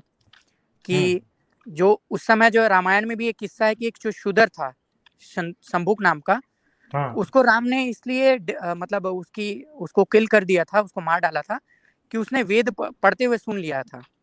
जनरली जो एंशिएंट टाइम में जो शूद्रों को वेदों को सुनना भी निषेध था, मतलब you can't listen the verses of the Vedas as well. तो उस समय ये भी पता चली कि भाई रामायण में जो शूद्र लोग हैं, उनको वेद पढ़ने के, वेद सुन लेने पे भी उनको मतलब कानों में शीशा पिघला के डाल देने वाला था। तो ये स्टोरी मुझे बड़ी पता चली, तो बड़ी आश्चर्य हुई, चंबुक वाली थी। फिर विमेंस का एक आर्ग्यूमेंट होता था सीता को लेके कि भाई राम ने उसको निकाल दिया था, जंगलों में भेज दिया था क्योंकि उसको कैरेक्टर पे उसका डाउट था। तो वो भी चीज था। बाद में सोचो, एक आयरनी है कि जिस राम की कथा को हम लोग बचपन में गांव-गांव में जाके बताते थे, आज उसी रामायण पे हम लोग क्वेश्चन करने लग गए थे कि भाई ये क्या है इसमें, मतलब ये हो क्या रहा है। तो फिर कृष्णा के लाइफ की भी बात, यही सब चीज़ें थी कि भाई बहुत सारी चीज़ें, कर्ण के साथ जो इंसिडेंट्स हुआ कि उसके साथ डिस्क्रिमिनेशन हुआ, कास्ट के नाम पे इतना ज़्यादा होता था, और बाकी चीज़ें, एकलव्य के साथ जो डिस्क्रिमिनेशन था। एकलव्य यहाँ पर एक मतलब इसे बहुत पॉपुलर स्टोरी है, शॉर्ट में मैं बताऊं तो एकलव्य जो है एक दलित लड़का था। आवाज आ रही है मेरी? आ रही है, आ रही है, आ रही है। तो एक दलित लड़का था, तो उसको क्या था कि बो एरो जो ऑपरेट करना उसको सीखना था, धनुष बाण चलाना। तो उसने महाभारत में गया द्रोणाचार्य के पास कि भाई मुझे सिखा दो। तो उसने क्या बोला कि भाई तुम जो है नीचे जाति, छोटी जाति के हो, you are from lower caste, I can't taught you. तो उसने क्या किया कि उसने जो द्रोणाचार्य की मूर्ति बनाई, उसकी मूर्ति बना के उसने 10 साल 15 साल अभ्यास करके he became one of the most professional armour. तो द्रोणाचार्य को भाई जलन हुई कि भाई ये लोअर कास्ट का जो है कैसे सीख लिया। और उसको बनाना था अर्जुन को, one of the best archery जो प्लेयर जो था, जो धनुष बाण चलाने वाला, उसको अर्जुन को बनाना था, जो पांडव जो क्षत्रिय जाति का था, मतलब सो कॉल्ड अपर कास्ट। तो उसने क्या किया कि एंशिएंट टाइम पे यहाँ पर एक प्रथा थी और अभी भी है कि गुरु दक्षिणा देने का, कि चलो मैंने तुम्हें कुछ सिखाया, अब इसके बदले मुझे तुम कुछ रिटर्न में दो, पूरा एजुकेशन प्राप्त करने के बाद। तो उसने भाई जब सीखी थी, उसकी मूर्ति बना के उसने सीखी थी, उसने तो सिखाया नहीं, लेकिन ये गया उसके पास और उसके बाद इसने जो है उसको बोला कि भाई जो है तुम मुझे गुरु दक्षिणा दो। तो उसने गुरु दक्षिणा में उसका अंगूठा मांग लिया, जो हाथ राइट हैंड का जो अंगूठा है वो उसने मांग लिया कि भाई ये जो है लाइफ में कभी धनुष बाण चला ही ना सके। ये जो स्टोरी है मैंने 11th में पढ़ी थी, तभी मुझे बहुत ज़्यादा इफेक्ट किया था कि यार ये इस तरह का डिस्क्रिमिनेशन क्यों, कि भाई एक आदमी चलो लोअर कास्ट में पैदा हुआ है, उसको शौक है वॉर करने का, क्योंकि ये शूद्रों को वॉर करने का राइट्स देते ही नहीं थे। तो इन्होंने भाई जब इस तरह का किया तो ये भी बहुत ज़्यादा क्वेश्चन हमारे मन में आता था। तो वो जो मैंने बुक पढ़ी तो उसमें रामायण महाभारत की गंदगी के अलावा पुराणों की गंदगी नजर आने लग गई, वेदों का गंदगी जो है क्योंकि ये जो कास्टिज्म है, इसको शुरुआत जो आइडियाज़ है, क्योंकि मैं तो हिस्ट्री से भी हूँ, तो इसकी जो आइडियाज़ हैं वो जो है जनरली वेदों से आता है। तो वेदों के अंदर जो गंदगी है वो भी पता चली कि वेदों का वैसे कोई एग्जांपल भी देना, क्योंकि ये तो मानते ही नहीं है कि वेदों में कोई ऐसी चीज लिखी हुई हो सकती है। वेदों में प्रॉपरली लिखा है कि भाई कि जो ब्राह्मण है, पहले इसमें ये लिखा गया है कि एक गॉड को जब ये किया गया, सेक्रीफाइस किया गया, जब ये सृष्टि बन रही थी, जब ये वर्ल्ड बन रहा था, तो जो ब्राह्मण है वो जो है गॉड के मुंह से पैदा हुए, माउथ से। क्षत्रिय जो है वो उसके भुजाओं से पैदा हुए, यानी छाती से, हैंड से बोल सकते हो, ठीक है। जो शूद्र हो वो उसके ऊपर वाले जो भाग है, कमर के नीचे वाला जो भाग है, उधर से पैदा हुए, और जो शूद्र हैं वो उनके पैरों से पैदा हुए। इस तरह का इनका जो मेनली प्रीमियर जो श्लोक है उसमें इस तरह का बात इन्होंने प्रॉपरली लिखा है। और बाद में अब ये जो श्लोक है इसमें साफ साफ कहा गया है, तो लॉजिकल क्वेश्चन आप सोचोगे तो खुद सोचोगे कि भाई हम हर किसी को पता है कि रिप्रोडक्शन जो प्रक्रिया है उसमें जो है जो बच्चा जो पैदा होता है केवल एक ही जगह से ही होता है, हर किसी को पता है। तो भाई गॉड जो है जब पैदा कर रहा था तो ऐसा कैसे किया कि भाई मुंह से पैदा किया ब्राह्मणों को, तो मुंह में किसी का तो वो तो नहीं होगा बच्चादानी या फिर बाकी जो प्रोसेस करने का जो रिप्रोडक्शन सिस्टम मुंह पे तो हो नहीं सकता, या हाथों पे या पैरों पे। तो जनरली ये जो है इन्होंने इस तरह का सिस्टम बनाया ताकि जो है ब्राह्मणों को ये ऊंचा रख सके, क्षत्रियों को ये रखें उससे नीचे, फिर उससे नीचे वैश्यों को रखें, और उससे नीचे सबसे नीचे शूद्रों को ये रखें। इस तरह का इनका ये जो इन्होंने प्रॉपरली सिस्टम बनाया, और वही जो है बाद में धीरे धीरे जाके वेदों से होते हुए उपनिषद आए, उपनिषद में कास्टिज्म को फिर इन्फोर्स किया गया। तो ये जो कास्ट का जो ये अवधारणा धीरे धीरे और ज़्यादा रिजिड होता गया, और भी जो टेक्स्ट आते हैं फिर बाद में मनुस्मृति जो है, या फिर और भी जितने भी धर्मशास्त्र हैं उनमें जो रिजिडिटी है वो बढ़ती गई, लेकिन जो रिजिडिटी का जो शुरुआत है वेदों से हुआ, फिर बाद में पुराणों और बाकी तक जाके तो इतना ज़्यादा रिजिड हो गया था कि भाई ये प्रॉपरली कहा गया था कि भाई जो शूद्र लोग हैं उनको आप वेद ना पढ़ने दो, उनको आप जो है गांव से बाहर रखो, गांव में ना रखने दो। और आज भी इसीलिए देखोगे कि जो हमारे यहाँ जो दलित के जो मोहल्ले हैं वो जो गांव के सबसे लास्ट में है। ये बहुत आयरनी है, और वो जनरली हम लोग हिस्ट्री पढ़ते थे इसलिए समझते हैं कि जो गांव का जो लास्ट वाला एरिया होता है उधर जो दलित लोग हैं, अभी भी हमारे गांव में यही हाल है, उधर लास्ट में उनका मोहल्ला है। तो इस तरह का चीज रखा गया कि भाई वो लोग आगे नहीं आ सकते। एजुकेशन का पूरा प्रॉपरली पाबंदी था, शूद्रों को एजुकेशन नहीं देना है। और फिर महिलाओं के साथ तो हमेशा से इस तरह का रहा है कि विमेंस के साथ कि कभी भी उनको राइट्स ना हिंदुइज्म ने दिया ना इस्लाम ने दिया, तो विमेंस के साथ तो किसी भी रिलीजन ने नहीं दिया। और विमेंस के साथ हमारे यहाँ तो ये भी चीज़ था कि चाइल्ड मैरिज हो जाता था, प्लस चाइल्ड मैरिज तो खैर बाकी रिलीजन में भी था, हमारे यहाँ सबसे खतरनाक प्रथा था कि सेल्फ एमुलेशन का था, कि जो बोलते सती प्रथा, कि भाई विमेन की यदि उसके हस्बैंड का डेथ हो गया तो उसके पत्नी को भी चिता में जला दिया जाता था। और ये जो है आपको महाभारत में भी इस चीज़ का एग्जाम्पल आपको मिलता है कि जो पांडव थे उनकी जो पत्नी थी सेकंड वाइफ, वो जो है सेल्फ एमुलेट कर दी थी। तो ये जो इसका ग्लोरिफिकेशन है हमारे जो एंशिएंट टेक्स्ट हैं उनमें भी है कि किस तरह से ये जो चीज़ ग्लोरीफाई किया गया। बाद में तो इन चीज़ों का बहुत ज़्यादा फिर ये 7th 8th सेंचुरी में बढ़ने लग गया। अच्छा, तो वैसे एक चीज है कि डिसेबल्ड लोगों के खिलाफ क्या डिस्क्रिमिनेशन? हाँ, तो डिसेबल्ड लोगों के साथ जो डिस्क्रिमिनेशन है बहुत लेवल का होता है। सबसे पहला तो ये होता है कि लोग जो है सबसे पहले उनको अंडर एस्टिमेट करते हैं यहाँ पर इंडिया में, कि ज़्यादातर जो है लोग बात करने से पहले सोचते हैं कि इतना ज़्यादा अंडर एस्टिमेट करते हैं कि वो लोग सोचते हैं कि भाई ये खाना भी खा पाता होगा कि नहीं, इतना ज़्यादा डिस्क्रिमिनेशन है। अच्छा,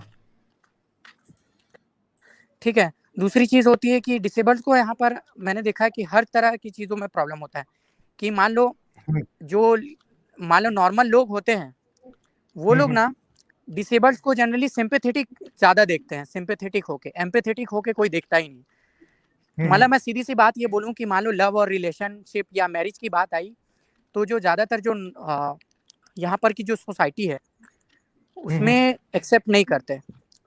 मतलब या फिर कोई भी लड़की जो है वो भी मतलब ये शायद ही पसंद करेगी कि डिसेबल से उसको लव हो जाए, क्योंकि हम्म, मुलाकात होते ही यहाँ पर सिंपैथेटिक नज़र ज़्यादा होती है लोगों की, ठीक है। लोगों में एम्पैथी नहीं होती।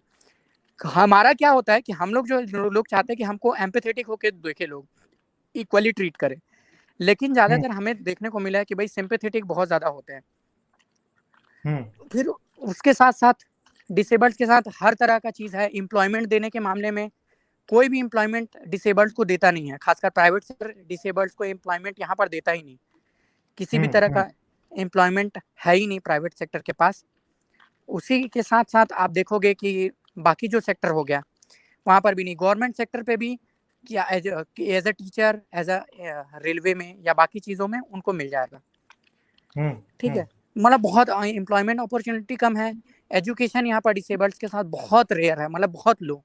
मतलब हम लोग कुछ लकी लोग हैं जिनके पास एजुकेशन है, लेकिन बाकी लोगों के पास तो एजुकेशन भी नहीं है, तो वो ज़्यादातर या तो घरों में ही रह जाते हैं।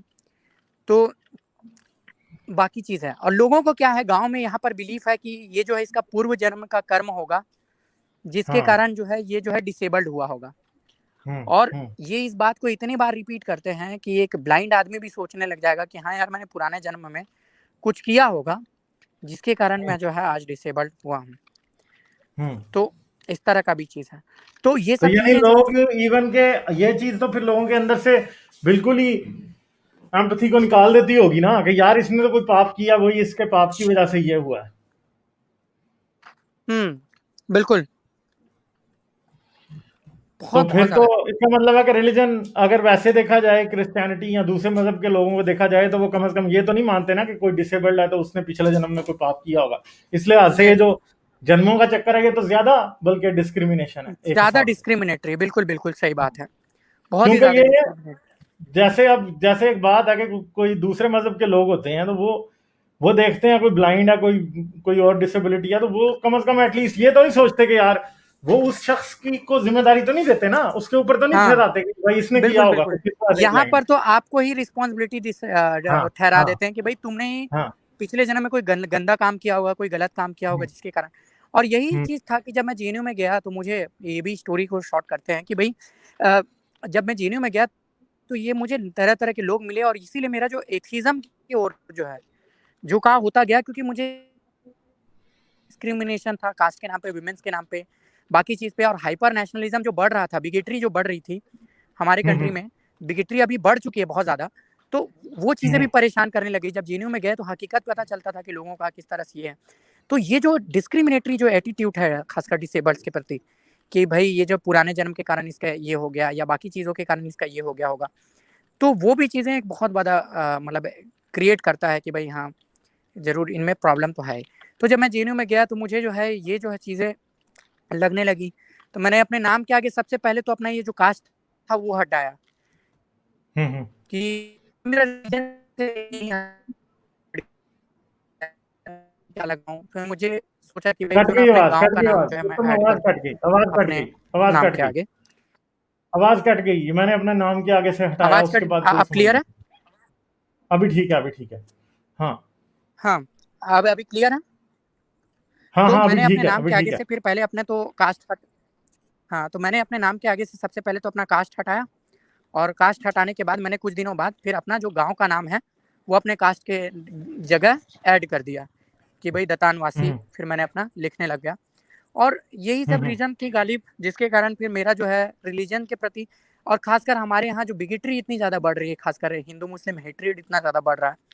और इसमें देखो, ये जो भक्त तुम्हें आके अभी परेशान करते हैं, मैं सही बता रहा हूँ कि इनके अंदर जनरली यही चीज़ है, यही राइट विंगर वाला जो हेट्रेड है, खासकर जो आईटी सेल का। तो मैं तो जब ग्रेजुएशन के बाद जब मैं आया तो मुझे मेरी आंखें खुलने लग गई, मुझे समझ में आने लग गया कि इतना ज़्यादा प्रोपेगेंडा इन्होंने फैला रखा है। तो मैं तो इन चीज़ों से बाहर आ गया। ये जो भक्ति वाला जो भक्त लोग जो आते हैं, तो उन लोगों से बाहर हो गया। और बाकी एक्स मुस्लिम के मूवमेंट से मैं जुड़ा था, तो फिर पहले हारिस से को देखता था, फिर आप आए तो आपसे देखा, आपको मैसेज किया, फिर आपसे जुड़े। तो वो जो चीज़ें थी ना, तो वो हमें धीरे धीरे समझ में आने लग गई थी 2-3 साल पहले ही। ये जो भक्तों का, तो जो तुम्हें आज जो परेशान करते हैं, एक समय ये भी था कि हमारे लाइफ में भी, कि हम लोग भी इसी भक्ति में ही डूबे हुए थे। 2-3 साल पहले निकल गए इन चीज़ों से। और ये जो चीज़ें हैं, जो एथिज़्म जो है हिंदुइज़्म में, ये मतलब तरह-तरह की बातें भी बोलने लग जाते हैं कि भाई हिंदू लोग तो बाय डिफ़ॉल्ट एथिस्ट होते हैं, ऐसा कुछ नहीं है। हिंदू लोगों में कोई एथिस्ट नहीं होता, ज़्यादातर जो है वही होते हैं, ये जो ब्राह्मणवादी सिस्टम को भी मानते हैं, या वही लोग होते हैं। ये हम लोग को मूर्ख बनाते हैं कि भाई चारवाक एथिस्ट भी होता है, जब जनरली कोई ऐसा होता नहीं। चारवाक की ना कोई बुक है, ना कोई उनकी आइडियोलॉजी है, ना कोई उनका वो है। चारवाका की कोई भी आपको बुक नहीं मिलेगी। तो हम लोग जो एथिस्ट हैं, वो उसी तरह के एथिस्ट हैं जिस तरह आप लोग हो। हम जो है कोई भी इस तरह का नहीं है कि भाई हिंदू एथिस्ट। मैं अपने आप को कभी नहीं कहूँगा कि हिंदू एथिस्ट हैं। मतलब जिस तरह का ये टर्म करते हैं कि भाई हम लोग तो हिंदुओं में भी एथिस्ट को स्वीकार करते हैं, ऐसा ये सब फर्जी बातें हैं, ऐसा कुछ नहीं है। तो फिर और कोई क्वेश्चन? वो पॉइंट कब आया कि जब आपने ये डिसाइड किया कि अब आप रिलीजन में बिलीव नहीं करते? ये पॉइंट जो है एक ही दिन में तो नहीं आता, लेकिन जो है धीरे-धीरे अचानक से मुझे समझ में आने लग गया था। खासकर जब मैं मास्टर्स में था, तब मुझे यकीन आ गया कि मैं रिलीजन पे बिलीव नहीं करता। तो खासकर जब मैं फर्स्ट ईयर पार किया होऊँगा, मुझे सेकंड ईयर में, मतलब आई थिंक 2 साल पहले समझ में आ गया कि भाई अब मैं ये जो रिलीजन है इस पे बिलीव नहीं करता।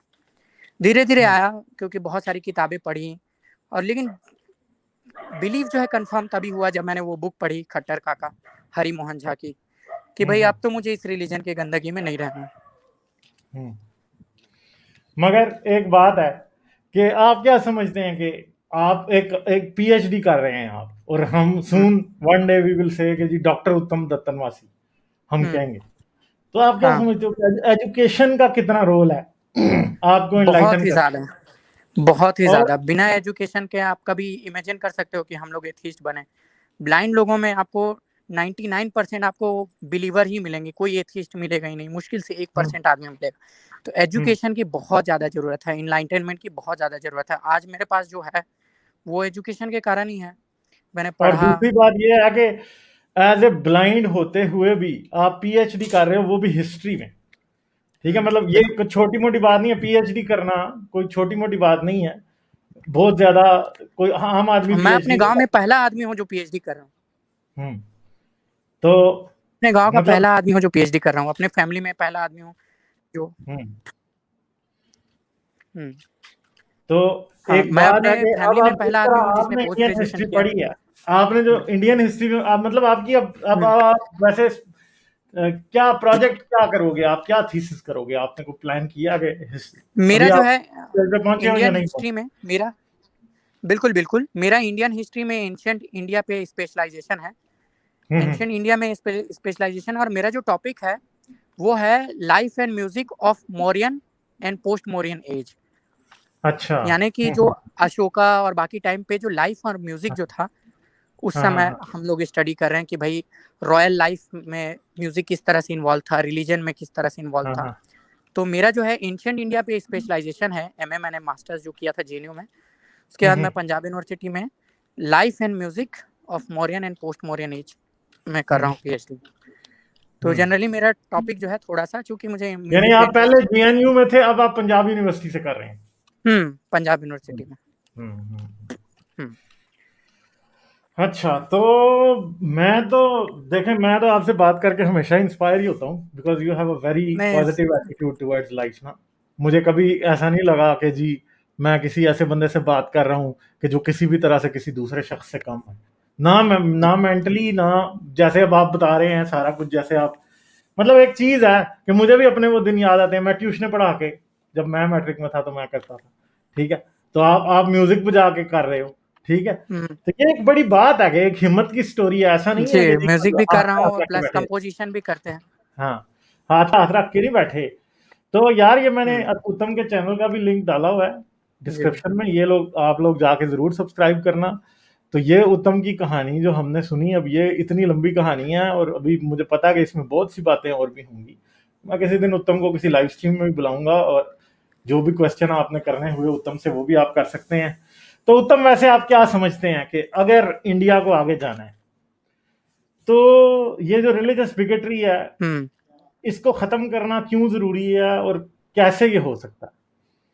तो मैं ये मानता हूँ कि इंडिया जो है अभी आगे बढ़ने का कोई चांसेस नहीं है, क्योंकि बिगेटरी बहुत ज़्यादा बढ़ रही है और हम लोग जो है रास्ते पे हैं हिस्ट्री में पढ़ा होगा, जो नाजीवाद और जो फांसीवाद जो था, फासिज्म और नाजिज्म, तो हम लोग भी सेम उसी रास्ते पे हैं। जर्मनी जिस तरह से गुजरा है बिगेटरी से, रिलीजियस एक्सट्रीमिज्म से, तो हम लोग भी अभी उसी तरह जा रहे हैं। अभी कोई चांसेस नहीं हमारे वापस आने का, क्योंकि लोग इतने पागल हुए पड़े हैं रिलीजियस बिगेटरी में, भक्ति में, कि वो आप लोगों तक को भी नहीं छोड़ते, जो एक्स मुस्लिम्स हैं उनको भी नहीं छोड़ते। तो सोच लो ये इंडिया में क्या करते होंगे। इंडिया में वही ना, जो अभी भी पिछले क्वेश्चन दिनों एक पूछता है लड़के मोदी को को, धमकियां देना शुरू कर दी इन्होंने। उसने कुछ बात की मेरे चैनल पे आके, तो उसको धमकियां दे रहे थे। और इंडिया में कोई भी क्वेश्चन पूछता है मोदी के अगेंस्ट, मोदी से भी कोई क्वेश्चन पूछता है तो उसको ये एंटी नेशनल ब्रांड कर देते हैं।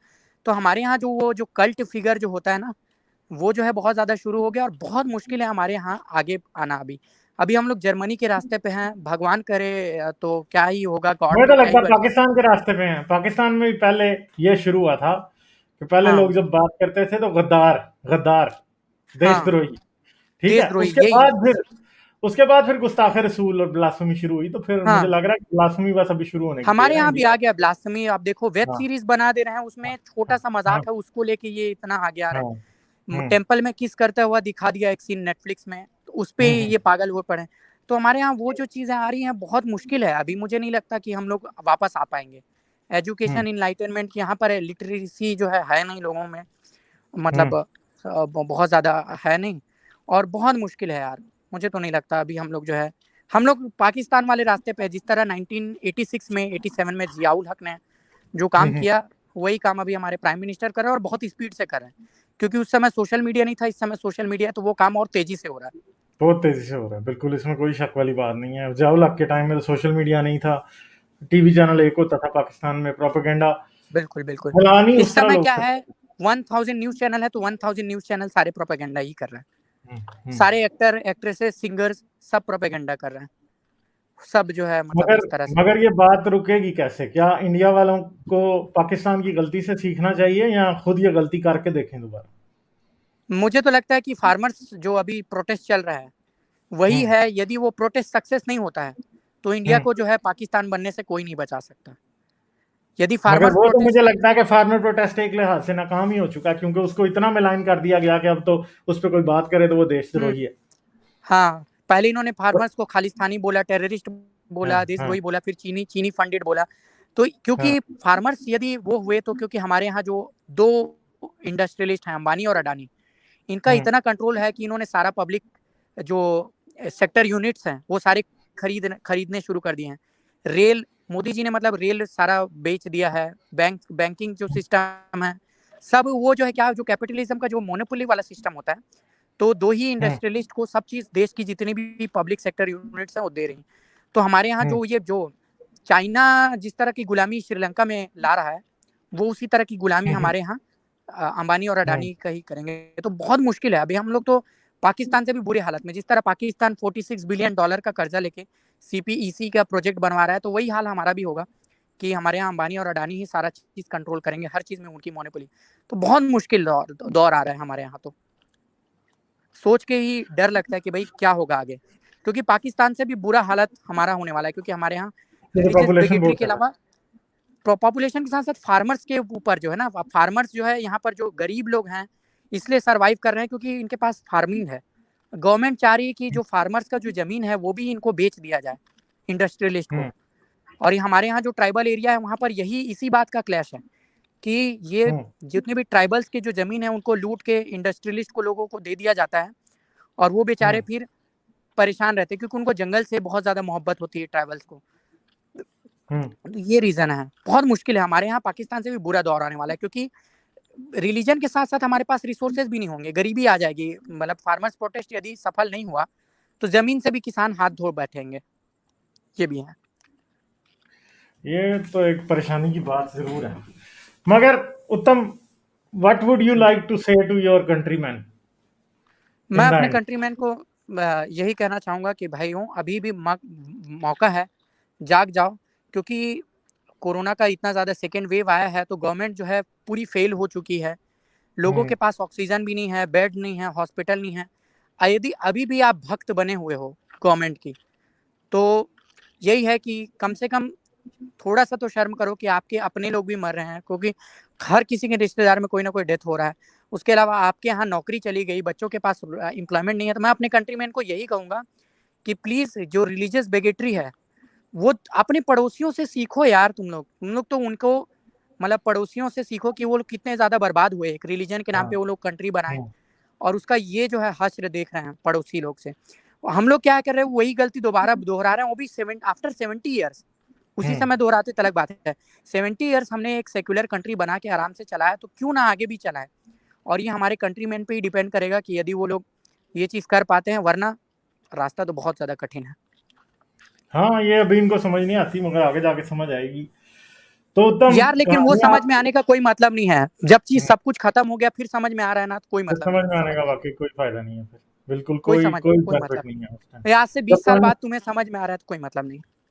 हाँ, पाकिस्तान में भी जब जो है पानी सर से गुजर गया, तो उसके बाद अब समझ आ रही है, तो क्या कर लेंगे आज हम क्या तो कर सकते हैं? कुछ भी नहीं कर सकते फिर सिवाय बातें करने के। बिल्कुल मैं बातें ही कर रहा हूँ ना बैठ के पाकिस्तान के बारे, कर तो मैं कुछ भी बिल्कुल नहीं सकता। और बिल्कुल बिल्कुल क्योंकि क्योंकि मेरी जुबान, मेरे हाथ, मेरी टांगे सब कटी हुई हैं। मैं सिर्फ सिर्फ बिल्कुल जुबान है वो कर सकता हूँ, वो भी यही कभी। हाल हमारा भी होने वाला है, क्योंकि यू जिस तरह से ये सिचुएशन बना रहा है हमारा भी एक दिन हाल यही होगा।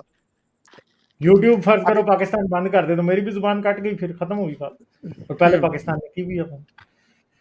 तो बात ये है कि बिल्कुल अकल से सोचें, आंखों से खोल के देखें, सब आप जैसे इंसान है। कोई कोई औरत है तो वो भी इंसान है, कोई कोई मुसलमान है तो वो भी इंसान है, कोई सिख है, क्रिश्चियन है तो वो भी इंसान है, हिंदू है तो वो भी बिल्कुल इंसान है। हम आपको ये नहीं कहते कि आप अपना मजहब छोड़ दें, अपना रिलीजन छोड़ दें, हम ये मजहब, बात। हाँ हम कभी नहीं कहते भाई अपने रिलीजन को यदि पढ़ लो, यदि अच्छा हाँ, लग रहा है तो एक्सेप्ट कर लो, लेकिन मैं आंखें खोल कहता के हूँ कि पढ़ो। मतलब बेशक कोई ना भी चीज, छोड़ो, दिल में थोड़ी सी जगह इंसानियत को भी दे दो बस। बिल्कुल ठीक बिल्कुल। है। हाँ, वैसे तो मुसलमानों को तो हम कहते हैं इस्लाम छोड़े इंसान बने, तो हाँ हिंदू यही भी। बात हिंदुइज्म के लिए भी लागू होती है कि भाई हिंदुइज्म भी यदि छोड़ सको तो बहुत अच्छी हाँ। बात है। या तो हाँ, हिंदुइज्म नहीं छोड़ रहे हो तो कम से कम अपना जो ये जाति का जो गुरूर है ना, अहंकार है, वो कास्ट छोड़ पे दो। जो प्राउड है, वो तो छोड़ना ही पड़ेगा।